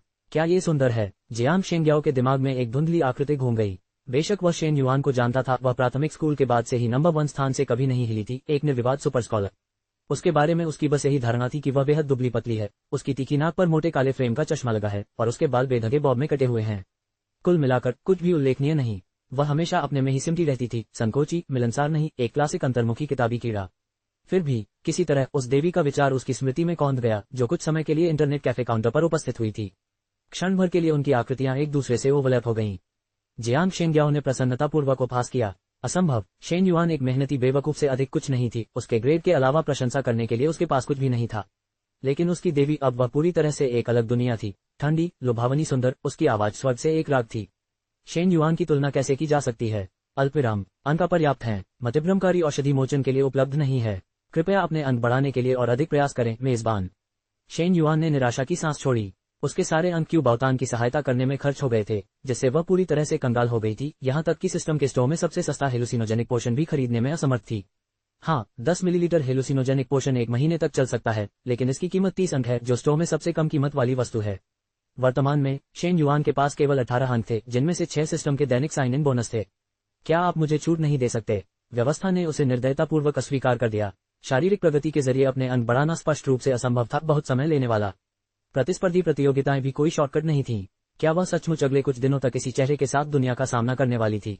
ऐसा नहीं था कि शेन युआन को अपना रूप नापसंद था, वह इसकी आदी हो गई थी और उसे यह सुविधाजनक लगता था। शायद यह अच्छी पुरानी कहावत थी कि एक बार काटे जाने पर 2 बार डर लगता है। सिस्टम को पता चला है कि city swimming and diving centre आज दोपहर यूथ स्विमिंग चैंपियनशिप क्वालिफायर आयोजित कर रहा है। इवेंट ग्रेड डी लेवल, कांस्य पदक पर 5 अंक, रजत पदक पर 10 अंक और स्वर्ण पदक पर 20 अंक मिलेंगे। सिस्टम नोटिफिकेशन सुनकर शेन युआन की आंखें चमक उठीं। उसने अपने लिए तैराकी का सामान खरीदा और सीधे आयोजन स्थल की ओर चल पड़ी। किंगजो शहर में आयोजित ये युवा क्वालिफायर एक काफी आरामदायक आयोजन था, जिसका आयोजन तैराकी केंद्र द्वारा खुले प्रवेश योग्यता मानदंडों के माध्यम से नई प्रतिभाओं की खोज के लिए किया गया था। प्रतिभागियों की संख्या मिश्रित थी, जो इस आयोजन के निम्न स्तर को दर्शाता है। सौभाग्य से इस आयोजन के अनौपचारिक दृष्टिकोण के कारण पंजीकरण के समय पर कोई प्रतिबंध नहीं था। भले ही आप दौड़ शुरू होने से कुछ मिनट पहले आ गए हों, फिर भी आप इसमें प्रवेश कर सकते थे। अपने अंक अर्जित करने के लिए शेन युआन ने प्रतिष्ठा या पैमाने की परवाह नहीं की। प्रतियोगिता एक सर्वांगीण प्रतियोगिता थी। शेन ने सफलतापूर्वक पंजीकरण कराया और स्वतः ही युवा वर्ग में स्थान पा लिया गया। तभी तैराकी केंद्र के निदेशक एक युवक को आयोजन स्थल के अंदर ले गए। कोच होंग, अगर मुझे पता होता कि आप आ रहे हैं तो मैं आपके लिए सबसे अच्छी सीट आरक्षित कर देता। उम्मीद है कि इन युवाओं में कोई न कोई प्रतिभा जरूर होगी जो आपका ध्यान खींच ले। सामने खड़ा व्यक्ति दृढ़ भाव और शांत भाव से प्रभावशाली कोई और नहीं बल्कि होंग क्यूटिंग था, तैराकी की दुनिया का एक दिग्गज। अपने करियर के दौरान उनकी उपलब्धियां बेजोड़ रहीं। किशोरावस्था में ही तैराकी में महारत हासिल करने वाले उन्होंने 17 साल की उम्र में फ्रीस्टाइल विश्व रिकॉर्ड तोड़ दिया। 2 साल पहले ओलंपिक में वह स्वर्ण पदक के प्रबल दावेदार थे और तैराकी के इतिहास में सबसे कम उम्र के फ्रीस्टाइल ग्रैंड स्लैम विजेता बनने की ओर अग्रसर थे। लेकिन दुर्भाग्यवश ऐसा हुआ, प्रशिक्षण के दौरान एक कार दुर्घटना ने उनसे स्वर्ण पदक जीतने का मौका छीन लिया और पैरों में स्थायी चोट लगने से उनकी किस्मत तय हो गई। अब वे फिर कभी तैर नहीं पाएंगे। निस्संदेह यह एक क्रूर मोड़ है। उस दौरान जनता की तीखी आलोचना ने उन्हें घेर लिया। उन्होंने अपने बचाव में एक शब्द भी नहीं कहा, चुपचाप सब कुछ सहते रहे। सेवानिवृत्ति के बाद आधे साल तक स्वास्थ्य लाभ करने के बाद वह अपने गृहनगर किंगजो लौट आए और प्रांतीय तैराकी टीम में कोच की भूमिका निभाने लगे। पिछले 6 महीनों से वह प्रतिभावान प्रतिभाओं की तलाश में थे, ताकि वे अपनी विरासत को आगे बढ़ा सकें और अपने अधूरे सपनों को पूरा कर सकें। होंग क्यूटिंग अपनी कम हुई उम्मीदों से समझौता कर चुका था। आज तो बस उसके लिए अपनी किस्मत आजमाने का मौका था। बंदूक चली और लड़कियों के युवा विभाग ने गोता लगा लिया। होंग क्यूटिंग की आंखें अचानक सिकुड़ गईं जब वह लेन 12 पर पहुंच गया। एक पतली आकृति ने शानदार ढंग से गोता लगाया। उसकी तकनीक सटीक और प्रवाहपूर्ण थी, जो दूसरों के बीच में आश्चर्यजनक रूप से अलग दिख रही थी। एक बार पानी में डूब जाने के बाद वह सहज लालित्य के साथ आगे बढ़ती है, जैसे कि जियाओ लॉन्ग एक फुर्तीला समुद्री ड्रैगन जो लहरों को चीरता हुआ आगे बढ़ता है। होंग क्यूटिंग उत्साह में उछल पड़ा। उसकी निगाहें लेन 12 पर टिकी थीं। लड़की सहजता से सतह को पार करते हुए सबसे पहले फिनिश लाइन पर पहुंच गई। दर्शकों में आश्चर्य की लहर दौड़ गई। ये सिर्फ उसकी तैराकी की कुशलता नहीं थी जिसने उन्हें मोहित किया, उसकी नाजुक लेकिन शक्तिशाली आकृति भी मंत्रमुग्ध कर देने वाली थी। उसकी तैराकी टोपी और चश्मे के नीचे उसकी बर्फ जैसी त्वचा और चेहरे की सुंदर आकृति अद्वितीय सौंदर्य से चमक रही थी। पूल से निकलते हुए समूह के बीच वह सचमुच अलग दिख रही थी, हंस जैसी गर्दन वाली एक चमकदार आकृति जो लालित्य और गर्व को दर्शा रही थी। सुंदरता रूप रंग से परे होती है, यह एक आभा है। वहां खड़े होकर ही उसने हर जोड़ी आंखों को अपनी ओर आकर्षित कर लिया। ब्रीचेस पर बैठी एक लड़की भौहें सिकोड़ रही थी और उसकी नजर पूल से बाहर निकल रही दुबली पतली काया पर टिकी थी। उसकी बेहद गोरी सुडौल टांगें देखकर भीड़ दंग रह गई। मैंने उसे पहले कहाँ देखा है, लड़की ने सोचा। डिंग, मेजबान को स्वर्ण पदक जीतने पर बधाई। अंक 20 बढ़ गए, अब कुल अंक 38 हो गए हैं। शेन युआन ने अपना स्वर्ण पदक स्वीकार किया और जल्दी से वहां से चली गई। अरे रुको, होंग क्यूटिंग ने उसका पीछा किया, लेकिन लड़की पहले ही लोगों की भीड़ में लुप्त हो चुकी थी। इतनी तेज दौड़ रही हो, अच्छा शरीर, शर्त है कि वह ट्रैक मीट में भी उतना ही अच्छा प्रदर्शन करेगी। ये प्रतिभा का रत्न है, इसे हाथ से नहीं जाने देना चाहिए। होंग क्यूटिंग ने अपनी खोज शुरू करने का संकल्प लिया। किंगजो इतना बड़ा नहीं है, बस कोशिश करो और छिप जाओ। अध्याय 38:037 कानूनी प्रतिबंधों को स्वीकार करें। जो होंग ने अत्यंत कुशलता से काम किया और दोपहर तक 2 विशेष अंगरक्षक कई जियांग के अस्पताल कक्ष में रिपोर्ट कर चुके थे। कई जियांग दोनों अंगरक्षकों से बहुत संतुष्ट था। उनकी उभरी हुई मांसपेशियां तुरंत ही उनके प्रशिक्षित पेशेवर होने का प्रमाण दे देती थीं। कठोर चेहरों के साथ वे अछूत होने का आभास देते थे। आश्वस्त महसूस करते हुए कई जियांग ने इत्मीनान से एक सेब का टुकड़ा काटा और अच्छे मूड में एक धुन गुनगुनाई। इतने सालों में कितने लोगों ने उस पर मुकदमा करने की कोशिश की, फिर भी वह एक आलीशान जिंदगी जी रहा था। कोई चिंता नहीं, उसके पास शक्तिशाली संबंध थे। तभी अचानक उसका फोन जोर से बजा। कॉलर आईडी देखकर कई जियांग हंस पड़ा। अभियोजक जो। दूसरी तरफ से जो कुछ भी कहा गया उससे कई जियांग का चेहरा तुरंत बदल गया। क्या तुम मेरे साथ खिलवाड़ कर रहे हो? मैं तुम्हें हर साल इतना पैसा देता हूँ और तुम मेरे लिए इस तरह से काम करते हो। क्या मैं पहले कभी तुम्हारा कोई मामला निपटाने में नाकाम रहा हूँ? लेकिन अब कोई भी पैसा काम नहीं आएगा। पिछले लेन देन को ध्यान में रखते हुए मैं तुम्हें पहले ही बता दूं, अभियोजक अस्पताल पहुंच चुके हैं। अब तुम अकेले हो। मैं तुम्हें चेतावनी दे दूं, अब हमारे बीच कोई संबंध नहीं है, वरना मुझे बेरहम होने का दोष मत देना। इसके साथ ही कॉल अचानक समाप्त हो गई। कई जियांग कुछ सेकंड तक फोन को घूरता रहा, फिर अचानक प्रतिक्रिया करते हुए वह नए जोश के साथ अस्पताल के बिस्तर से बाहर कूद पड़ा। उसकी पिछली कमजोरी का कोई संकेत नहीं दिखा। तुम दोनों तुरंत मेरे साथ आओ। पैंट पहनने की भी जहमत नहीं उठाते हुए कई जियांग ने जैकेट पहन ली और बाहर भाग गया। दोनों अंगरक्षकों ने एक दूसरे को त्वरित दृष्टि से देखा और तुरंत उसके पीछे चले गए। कार में बैठते ही कई जियांग ने राहत की सांस ली, कम से कम अभी तक तो वह उनसे नहीं मिला था। उसका दिमाग योजना बनाने में जुट गया। न तो वह घर लौट सकता था, न ही अपनी कंपनी जा सकता था। बेहतर होगा कि कुछ दिन कहीं छिप कर रहे, हालात के शांत होने का इंतजार करे और फिर देश छोड़ दे। शुक्र है कि वह इतने दूरदर्शी थे कि उन्होंने पहले ही विदेश में संपत्ति में निवेश कर दिया था। उसने अपने फोन का सिम कार्ड निकाला और उसे कार की खिड़की से बाहर फेंक दिया। इसके बाद उन्होंने अंगरक्षकों को सभी इलेक्ट्रॉनिक उपकरणों को नष्ट करने का आदेश दिया। वह एक मनोरंजन क्लब में पहुंचा जो उसके एक पुराने प्रेमी का था। वहां की अराजक भीड़ ने उसे छिपने के लिए एकदम सही जगह बना दिया था। कई जियांग ने अपने पुराने प्रेमी को निर्देश दिया कि वह वहां पहले से जमा किए गए सोने के बाज को बाहर लाए, कुल 20 किलोग्राम। वह विजयी भाव से हंसा। चतुर खरगोश के पास हमेशा 3 बिल होते हैं। बस किसी भी स्थिति के लिए मुझे पता था कि ये दिन आ सकता है। क्या तुम सचमुच जा रहे हो? मुझे लगता है कि मामला इतना गंभीर नहीं है, भारी मेकअप वाली महिला ने नाराजगी से उसकी ओर देखते हुए कहा। कई जियांग ने उसके गाल पर हाथ फेरा। चिंता मत करो, मैं वापस आऊंगा। मैं बस थोड़ी देर के लिए दूर जा रहा हूँ। ठीक है, लेकिन पुलिस तुम्हें हर जगह ढूंढ रही है। तुम भारी कस्टम जांच से कैसे बचोगे? आपको इसके बारे में चिंता करने की जरूरत नहीं है, महिला ने चिढ़कर कहा। मुझे बस तुम्हारी चिंता है। चूंकि तुम्हें इसकी कोई परवाह नहीं है, इसलिए इसे भूल जाओ। वह हंसते हुए बोला, मेरी अपनी मर्जी है। तुम्हारा काम बस इस जगह का ध्यान रखना और मेरे लौटने का इंतजार करना है। अगर पुलिस पूछने आए तो उन्हें सच बता देना। तभी एक अंगरक्षक ने दरवाजे से आवाज लगाई, सर अब हम जा सकते हैं। कई जियांग ने महिला के गाल पर एक चुंबन दिया और बिना पीछे मुड़कर देखे वहां से चला गया। वह सोफे पर बैठ गई, उसकी मुस्कान पल भर में मिट गई। उसने एक टिश्यू निकाला और गुस्से से उस जगह को पहुंच दिया जहां उसने उसे चूमा था। उसकी आंखें दरवाजे पर टिकी थीं, गहरी और चिंताग्रस्त। हवाई अड्डे पर कई जियांग ने अंगरक्षकों की ओर मुड़कर चेतावनी दी, अगर मुझे कुछ हो गया तो अपने कमीशन का 1 पैसा भी पाने की उम्मीद मत करना। दोनों ने अपने होठों को हल्के से दबाया और ठंडे स्वर में कहा, समझ गया सर। तभी कई जियांग को तसल्ली हुई। अपनी टोपी चेहरे पर नीचे की ओर ढके वह हवाई अड्डे के एक खास गलियारे की ओर बढ़ा जहां स्टाफ की वर्दी पहने एक आदमी इंतजार कर रहा था। मिस्टर कय, हाँ वह मैं हूँ। स्टाफ सदस्य ने जल्दी से आसपास का माहौल देखा, अपनी आवाज धीमी की और कहा, मेरे पीछे आओ। कई जियांग को एक गोदाम जैसे कमरे में ले जाया गया जहां कर्मचारियों ने उसे वर्दी दी और कपड़े बदलकर वहीं इंतजार करने को कहा। कार्गो फ्लाइट के हैंडओवर का काम पूरा होने के बाद ही वह वहां से निकल पाया। वर्दी पहनने के बाद कई जियांग ने इंतजार करना शुरू कर दिया, लेकिन कोई नहीं आया और उसके अंदर अधीरता बढ़ गई। तुम जाकर देखो कि क्या हो रहा है, उसने एक अंगरक्षक को आदेश दिया। वह आदमी निश्चल खड़ा हुआ प्रतीत हो रहा था। क्या तुम बहरे हो? कई जियांग भौंकते हुए बोला। अंगरक्षक अचानक दरवाजे की ओर मुड़ा, उसकी सामान्य ठंडी अभिव्यक्ति में आश्चर्यजनक सम्मान झलक रहा था। कई जियांग को एक अशुभ संकेत का एहसास हुआ और वह अचानक पीछे मुड़ा तो देखा कि काले कपड़े पहने एक लंबा युवा व्यक्ति धीरे धीरे अंदर आ रहा है। कई जियांग डर से सिहर उठा, उसकी आवाज फट गई। तुम यहाँ क्या कर रहे हो? इससे भी अधिक भयावह ये दृश्य था कि जिन अंगरक्षकों को उसने अच्छी रकम दी थी वे अब उस युवक के साथ इतना सम्मानपूर्वक व्यवहार कर रहे थे। क्या हो रहा था? युवक ने चटखारे लेते हुए कहा, जीवित रहने के लिए 3 बिल, तुमने तो सचमुच अपनी क्षमता से ज्यादा काम कर लिया है। जल्दी से सोचते हुए कई जियांग ने सोने की छड़ों का बैग नीचे रख दिया और धड़ाम से अपने घुटनों पर गिर पड़ा। मैं अंधा था, मैंने आपको नाराज कर दिया। ये सोने की ईंटें आपकी हैं। मेरे पास तियानलू बैंक में एक तिजोरी भी है जिसमें $10 मिलियन की सोने की ईंटें, गहने और कलाकृतियां हैं। अगर आप मुझे छोड़ दें तो ये सब आपकी है। युवक ने अपनी बाहें उठाई। तुम्हें लगता है कि तुम्हारा धन अभी भी तुम्हारे पास है? कई जियांग ठिठक गया, इसका क्या मतलब था? तियानलू बैंक दुनिया के सबसे सुरक्षित वित्तीय संस्थानों में से एक था जो बाजार में आई गिरावट को झेलने में सक्षम था। भले ही इसे बंद कर दिया गया हो, लेकिन इसकी व्यवस्था किसी तीसरे पक्ष द्वारा जब्ती को बेहद मुश्किल बना देती थी। यही वजह थी कि कई जियांग अपनी संपत्ति वहां स्थानांतरित करने में सुरक्षित महसूस करता था। इससे पहले कि वह आगे कुछ सोच पाता, युवक की डरावनी आवाज उसके कानों में पड़ी। काई जियांग, अब कोई बचने का रास्ता नहीं है। तुमने अनगिनत अत्याचार किए हैं और अब समय आ गया है कि तुम्हें न्याय मिले। नहीं, कौन? आप वास्तव में कौन हैं? युवक ने उसे नजरअंदाज करते हुए हाथ हिलाकर कहा, इसे पुलिस के हवाले कर दो। दोनों अंगरक्षक तुरंत आगे बढ़े, लंगड़ाते कई जियांग को उठाया और उसके हताश संघर्ष और शापों के बावजूद उसे घसीट कर ले गए। पुलिस को पहले ही सूचना मिल चुकी थी और वे तुरंत हवाई अड्डे पर पहुंच गए और भागने की नाकाम कोशिश में कई जियांग को सफलतापूर्वक पकड़ लिया। संयोग से मशहूर हस्तियों को देखने के लिए इंतजार कर रहे पपराजी एक ऐसी खबर पर पहुंच गए जो उनकी कल्पना से कहीं ज्यादा बड़ी थी। 1 घंटे के भीतर स्टार एंटरटेनमेंट के प्रमुख शेयरधारक कई जियांग, जिन्होंने अनगिनत सितारों को प्रसिद्धि दिलाई थी, को गिरफ्तार कर लिया गया, जिसके बाद कई दिनों तक मीडिया में गहन कवरेज हुई। स्टार एंटरटेनमेंट का स्टॉक गिर गया, इसके कलाकारों ने सभी मीडिया साक्षात्कारों से इनकार कर दिया और उद्योग में अफवाहें फैल गईं कि कई जियांग ने किसी शक्तिशाली व्यक्ति को नाराज कर दिया था, जिसके कारण उसका पतन हो गया। दूसरी ओर जनता ने इस नाटक का भरपूर आनंद लिया। स्टार एंटरटेनमेंट द्वारा गलत तरीके से पेश आए कलाकारों के प्रशंसक ऑनलाइन प्रतिक्रिया के समर्थन में एकजुट हो गए तथा कई जियांग और कंपनी की इस तरह पिटाई करने लगे जैसे खुली आग पर मेमने को भून रहे हो तथा हर कोई एक टुकड़ा पाने के लिए उत्सुक था। इस बीच वादी क्यू बाउतान, एक नाजुक और विनम्र दिखने वाली युवा लड़की को सुर्खियों में ला दिया गया। इस हाई प्रोफाइल मामले की बदौलत स्प्रिंग रिवर लॉ फर्म को देशव्यापी ख्याति मिली।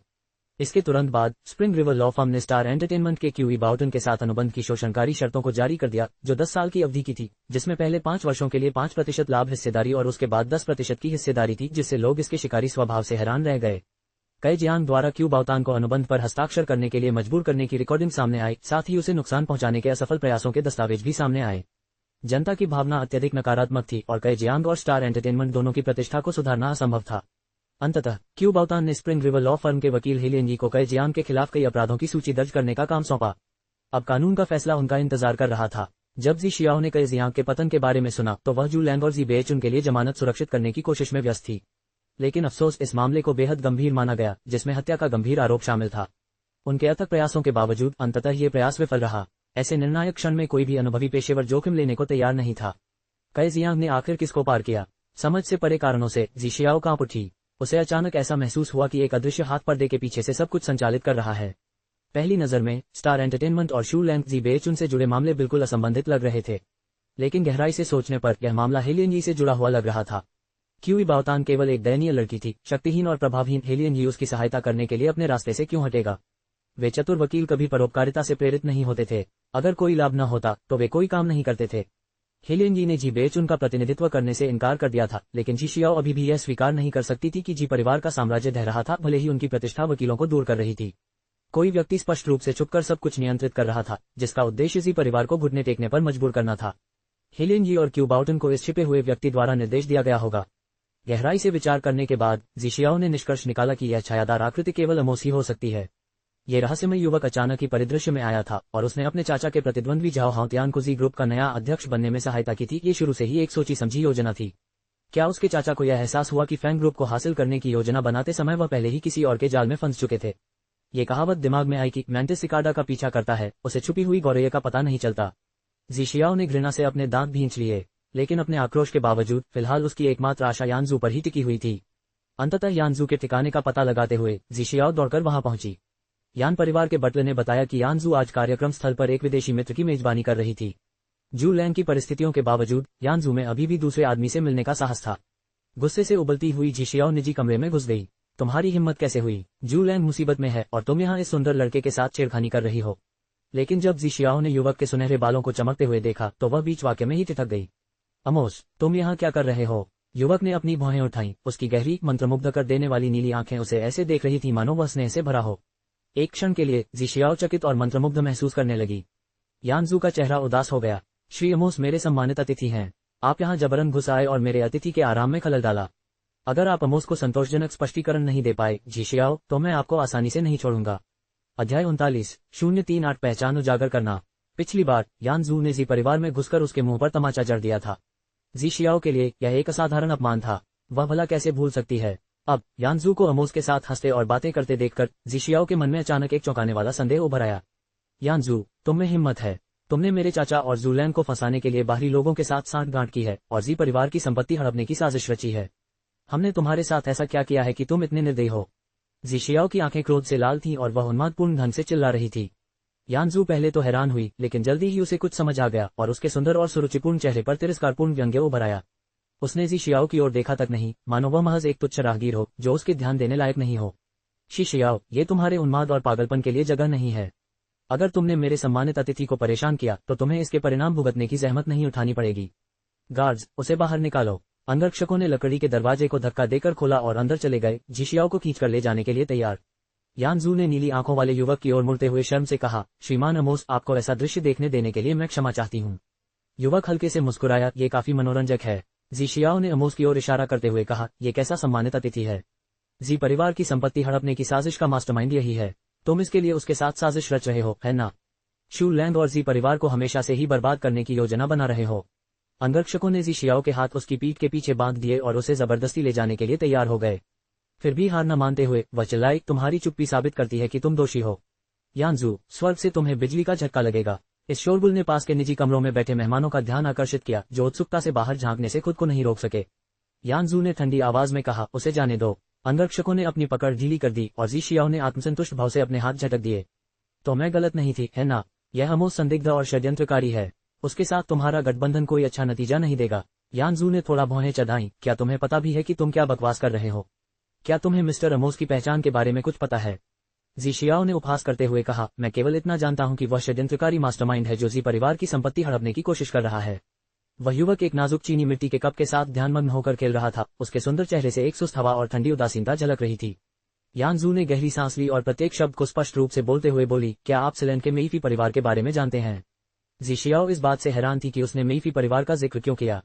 बेशक वह जानती थी, उसने यूरोप में पढ़ाई की थी। स्वाभाविक रूप से वह उस गोरी चमड़ी वाली दुनिया के शासक अभिजात वर्ग के बारे में जानती थी।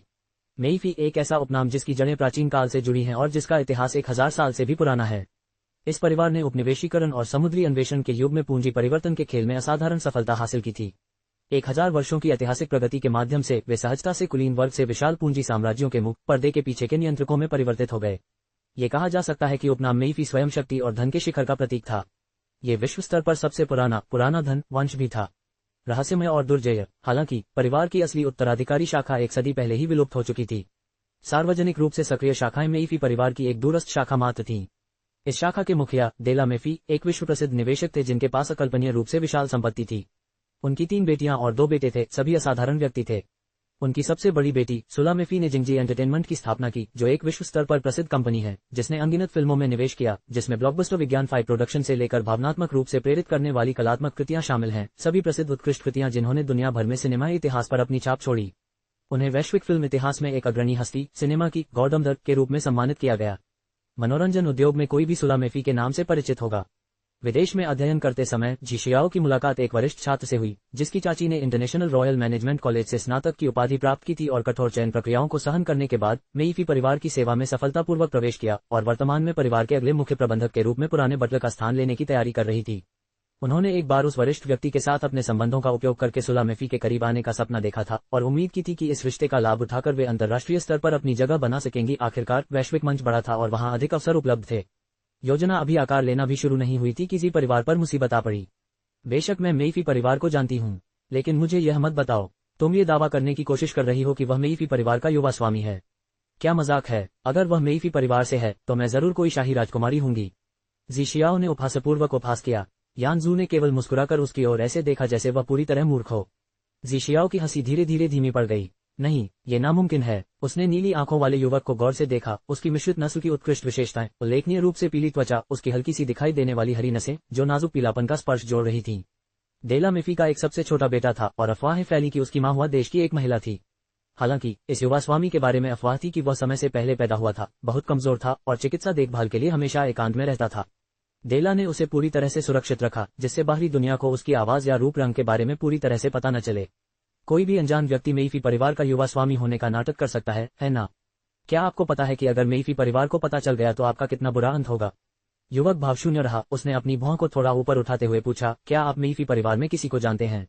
ज़िशियाओ ने ठंडी आवाज में कहा, चूंकि तुम इतने जिद्दी हो इसलिए मुझे तुम्हें बुलाने के लिए दोष मत दो। मेईफी परिवार का युवा स्वामी हुआ देश में कैसे आ सकता है? इस आदमी की पहचान जरूर एक दिखावा होगी। हुआ देश के लोगों के पास मेईफी परिवार से संपर्क करने का कोई सीधा साधन नहीं था, इसलिए वे आसानी से उसके द्वारा ठगे जाते थे। लेकिन मेईफी परिवार में उसके संबंध थे। एक फोन कॉल और सच्चाई सामने आ जाती। एक बार उसकी पहचान उजागर हो जाने पर न केवल मेईफी परिवार उसे निर्दयतापूर्वक दंडित करेगा, बल्कि वह उनसे अनुग्रह भी प्राप्त कर सकती है। न केवल बदला लेना बल्कि संबंध भी बनाना, ये पूरी तरह से जीत वाली स्थिति थी। इंतजार न कर पाने के कारण ज़िशियाओ ने अपना फोन निकाला और एक अंतर्राष्ट्रीय नंबर डायल किया। उसने स्पीकर फोन चालू किया और एक आदमी का धारा प्रवाह और मधुर विदेशी उच्चारण जोर से गूंज उठा। वरिष्ठ, यह मैं हूँ, अन्ना। अन्ना, आपके फोन का क्या कारण है? वरिष्ठ, स्थिति यह है, हुआ देश में मेरा सामना किसी ऐसे व्यक्ति से हुआ है जो मेईफी परिवार का युवा स्वामी होने का नाटक कर रहा है। मैं चाहता हूं कि आप मेईफी परिवार के प्रबंधक को सूचित करें ताकि यह सुनिश्चित हो सके कि इस तरह के चरित्र युवा स्वामी की प्रतिष्ठा को धूमिल न करें या परिवार के सदियों पुराने सम्मान से समझौता न करें। आदमी का स्वर भारी हो गया। किसी ने युवा मालिक का रूप धारण करने की हिम्मत की है। रुको, मैं अपनी चाची को बुलाता हूँ। ज़िशियाओ ने खुशी से उस युवक को घूरते हुए कहा, बस तुम मेईफी परिवार के प्रतिशोध की प्रतीक्षा करो। उनकी कानूनी टीम दुनिया के कुलीन लोगों में से है। सभी पहचानों के अलावा तुमने मेईफी परिवार के युवा स्वामी का रूप धारण करने की हिम्मत कैसे की? शर्त लगा लो कि तुमने कभी नहीं सोचा होगा कि मेरा मेईफी परिवार से संबंध होगा। यानजू ने थोड़ा सा मुंह बनाया और सहजता से अपने बगल में खड़े किशोर की ओर देखा। अचानक उसकी नजर से मिली। उसकी नीली आंखें सागर जितनी गहरी थीं, रहस्यमयी और शांत। युवक ने चुपचाप उसे देखा और फिर मुस्कुराया। सुश्री यान, क्या आप भी मुझे धोखेबाज समझती हैं? यानजू ने चायदानी उठाए और खुद अपने चीनी मिट्टी के कप में चाय भरते हुए मंद मुस्कुराते हुए कहा, युवा गुरु का संतुलन और वाक्पटुता बेजोड़ है। आपको पहली बार देखते ही मुझे पता चल गया था कि आप कुछ भी साधारण नहीं हैं। तभी एक इनकमिंग कॉल की रिंगटोन बजी। जीशियाओ ने उत्सुकता से जवाब दिया और उसे स्पीकर पर भी लगा दिया। उसने अपनी भौहें उठाईं, युवक के अपमान का आनंद लेने के लिए तैयार। दिखावा करते रहो, देखते हैं एक बार तुम्हारा पर्दाफाश हो जाने पर तुम कितने समय तक ये नाटक जारी रख सकते हो। अध्याय 40:039 वह मेइफी परिवार का युवा स्वामी है। चाची ने कहा कि युवा मालिक सचमुच हुआ देश गए हैं। युवा मालिक असाधारण रूप से प्रतिभाशाली हैं और उन्हें श्रीमान डी ला से निवेश की कला विरासत में मिली है। उन्होंने वहां व्यापार के अवसर जरूर देखे होंगे। युवा गुरु अद्भुत हैं, खासकर उनकी नीली आंखें जो बेहतरीन नीले हीरों से भी ज्यादा खूबसूरत हैं। कोई भी उनका रूप धारण नहीं कर सकता। मैं तुम्हें मेइफी परिवार के डीकन का फोन नंबर दूंगा। अगर कोई दिखावा करने की हिम्मत करता है तो मेइफी परिवार उसे कभी नहीं छोड़ेगा। उसे इसकी भारी कीमत चुकानी पड़ेगी। युवा स्वामी वास्तव में हुआ देश में आया है। और वो नीली आंखें। जीशियाओ ने सहजता से ऊपर देखा और लड़के की मुस्कुराती नीली आंखों से मुलाकात की। नहीं, वह मेइफी परिवार का युवा स्वामी बिल्कुल नहीं हो सकता। जीशियाओ ने बिना किसी हिचकिचाहट के डीकन का नंबर डायल किया। फोन पर एक राजसी और कठोर आवाज आई जिससे जीशियाओ का दिल अवचेतन रूप से कांप उठा। इस प्रतिष्ठित परिवार के डीकन की आवाज ही, चाहे फोन पर ही क्यों न हो, किसी को भी डराने के लिए काफी थी। कौन जानता था कि असली इंसान कितना रौबदार होगा। डीकन, ओम नमस्ते, मैं हुआ कंट्री में रेडियंट एंटरटेनमेंट का अध्यक्ष हूँ। मेरा नाम जीशियाओ है। दूसरे पक्ष ने अधीरता से उसका परिचय बीच में ही रोक दिया। क्या बात है। जीशियाओ की सांस फूल गई। उसने ज्यादा कुछ कहने की हिम्मत नहीं की और जल्दी से स्थिति समझा दी। डीकन, ये व्यक्ति दुर्भावनापूर्ण इरादे रखता है और धोखे से युवा स्वामी होने का दिखावा कर रहा है। आपको उसे कड़ी सजा देनी चाहिए। जीशियाओ का चेहरा धार्मिक आक्रोश से भरा हुआ था और उसने लड़के को भयंकर निगाहों से देखा। यानजू की सुंदर भौहें थोड़ी सिकुड़ गईं। मेइफी परिवार के डीकन के सतर्क होने की बात ने स्थिति को और भी बेकाबू बना दिया। उसने चिंतित होकर लड़के की ओर एक नजर डाली। नार, लड़के ने कहा। उसकी आवाज धारा प्रवाह और त्रुटिहीन प्रामाणिक अंग्रेजी थी। फोन के दूसरी तरफ एक पल के लिए सन्नाटा छा गया। फिर पहले से सख्त डीकन की आवाज तुरंत सम्मान में बदल गई। युवा गुरु, क्या ये सचमुच आप ही हैं? हाँ, मैं यहाँ हुआ देश में कुछ मौज मस्ती करने आया हूँ और अब कोई मुझ पर धोखेबाज होने का आरोप लगा रहा है। क्या ये हास्यास्पद नहीं है? लड़के के चेहरे पर एक मनोरंजक मुस्कान थी जब उसने देखा कि जीशियाओ का चेहरा धीरे धीरे पीला पड़ रहा था। वह उसे विस्फारित आंखों से देखती रही, पूर्णतया अविश्वास से। असंभव, बिल्कुल असंभव। इस समय उसके मन में केवल एक ही विचार घूम रहा था। सब खत्म हो गया, सब खत्म। जी परिवार ने किसी और को नहीं बल्कि मेइफी परिवार के युवा स्वामी को नाराज किया था। Ads by PubFuture ads. और अब उसने स्वयं उसे पूरी तरह से क्रोधित कर दिया था। ये लोग बिल्कुल अंधे हैं। युवा स्वामी, कृपया इसे दिल पर न लें। मैं तुरंत किसी को आपके पास भेजूंगा। मैंने अभी तक हुआ देश में आनंद लेना बंद नहीं किया है। बहुत अच्छा, युवा स्वामी, कृपया अपना ध्यान रखें और जब भी आपको किसी चीज की जरूरत हो मुझसे संपर्क करें। और हाँ, उस महिला के लिए भी जिसने युवा स्वामी को बदनाम किया है, अगर आपके पास कोई उचित स्पष्टीकरण नहीं है तो मैं यह मामला हमारे वकीलों को सौंप दूंगा। जीशियाओ ने फोन रखने में हिचकिचाहट महसूस की। उसका चेहरा पीला पड़ गया था और उसकी आंखें भय से भरी हुई थीं। युवा गुरु, मैं आपको पहचान नहीं पाया और आपकी महानता के प्रति अंधा रहा। मैं सच्चे मन से क्षमा चाहता हूँ। जीशियाओ हकलाते हुए अंततः अपना गर्वित सिर झुका लिया। उसके हृदय में भय, पश्चाताप और भ्रम की उथल पुथल मची हुई थी। युवा स्वामी, जीशियाओ ने साहस जुटाया और अपना सिर उठाकर अपनी अनिश्चितता व्यक्त की। मुझे समझ नहीं आ रहा। जी परिवार ने ऐसा क्या किया है कि आप इतने नाराज हो गए कि आप हमारे खिलाफ इतनी दूर तक जाएंगे? जी परिवार और मेइफी परिवार के बीच जमीन आसमान का फर्क था। जी परिवार ने न तो हिम्मत की और न ही उन्हें उकसाने का मौका मिला। 10 गुना दुस्साहस होने पर भी वे ऐसा करने की हिम्मत नहीं कर पाएंगे। यानजू की अभिव्यक्ति अस्पष्ट थी, हालांकि उसकी आंखों में जिज्ञासा की झलक दिख रही थी। PubFuture ads. लड़के ने जीभ चटकाए। उसकी नीली आंखें बेहद खूबसूरत थीं, पर साथ ही बेहद ठंडी भी। जब वह मुस्कुराता था तो उसमें शैतानी क्रूरता का स्पर्श होता था, द्वेष की एक ऐसी भावना जो विरोधाभासी रूप से लालित्य के साथ मिश्रित थी, जो उसे आकर्षक और खतरनाक दोनों बनाती थी। ये सरल है, मैं न्याय लागू कर रहा हूँ। जीशियाओ का रंग एकदम सफेद हो गया, उसका शरीर टूटने के कगार पर था। उसने अपने होंठ जोर से काटे, उसकी आंखों में आक्रोश और लाचारी का मिश्रण था, फिर भी उसने विरोध का एक शब्द भी कहने की हिम्मत नहीं की। क्या आप कृपया दया दिखा सकते हैं? ये बात पुलिस से कहो। देखो, क्या पीड़ित परिवार दया दिखाएंगे और उन्हें जाने देंगे? एक वाक्य ने जीशियाओ को पूरी तरह से अवाक कर दिया। लड़के की भौहों पर थकान के भाव थे, जिससे यानजू को सही समय पर हस्तक्षेप करने के लिए प्रेरित किया। क्या तुम पहले से ही काफी अपमानित नहीं हो चुके हो? जीशियाओ घबराकर भाग गया। यानजू ने गहरी सांस छोड़ते हुए कहा, आओम्स युवा मास्टर, मुझे आशा है कि इससे हमारी साझेदारी पर नकारात्मक प्रभाव नहीं पड़ेगा। आपके साथ काम करके खुशी हुई। दोनों ने एक दूसरे को जानकर मुस्कुराहट दी। सब कुछ बिना शब्दों के ही समझ लिया गया। लड़के को विदा करने के बाद यानजू कुछ देर के लिए निजी कमरे में बैठी रही। उनके सहायक ने कमरे में प्रवेश किया और कहा, मिस, ऐसा लगता है कि आपकी चिंता अनावश्यक थी। यानजू ने शांति से उत्तर दिया, चिंता न करने से बेहतर है कि चिंता की जाए। जी परिवार ने अनेक गलत काम किए थे और आज का पतन स्वयं ही हुआ था। हालांकि आज लड़के की पहचान की पुष्टि करने के लिए जीशियाओ के तरीकों का उपयोग करना वास्तव में उसे आश्चर्यचकित कर गया था।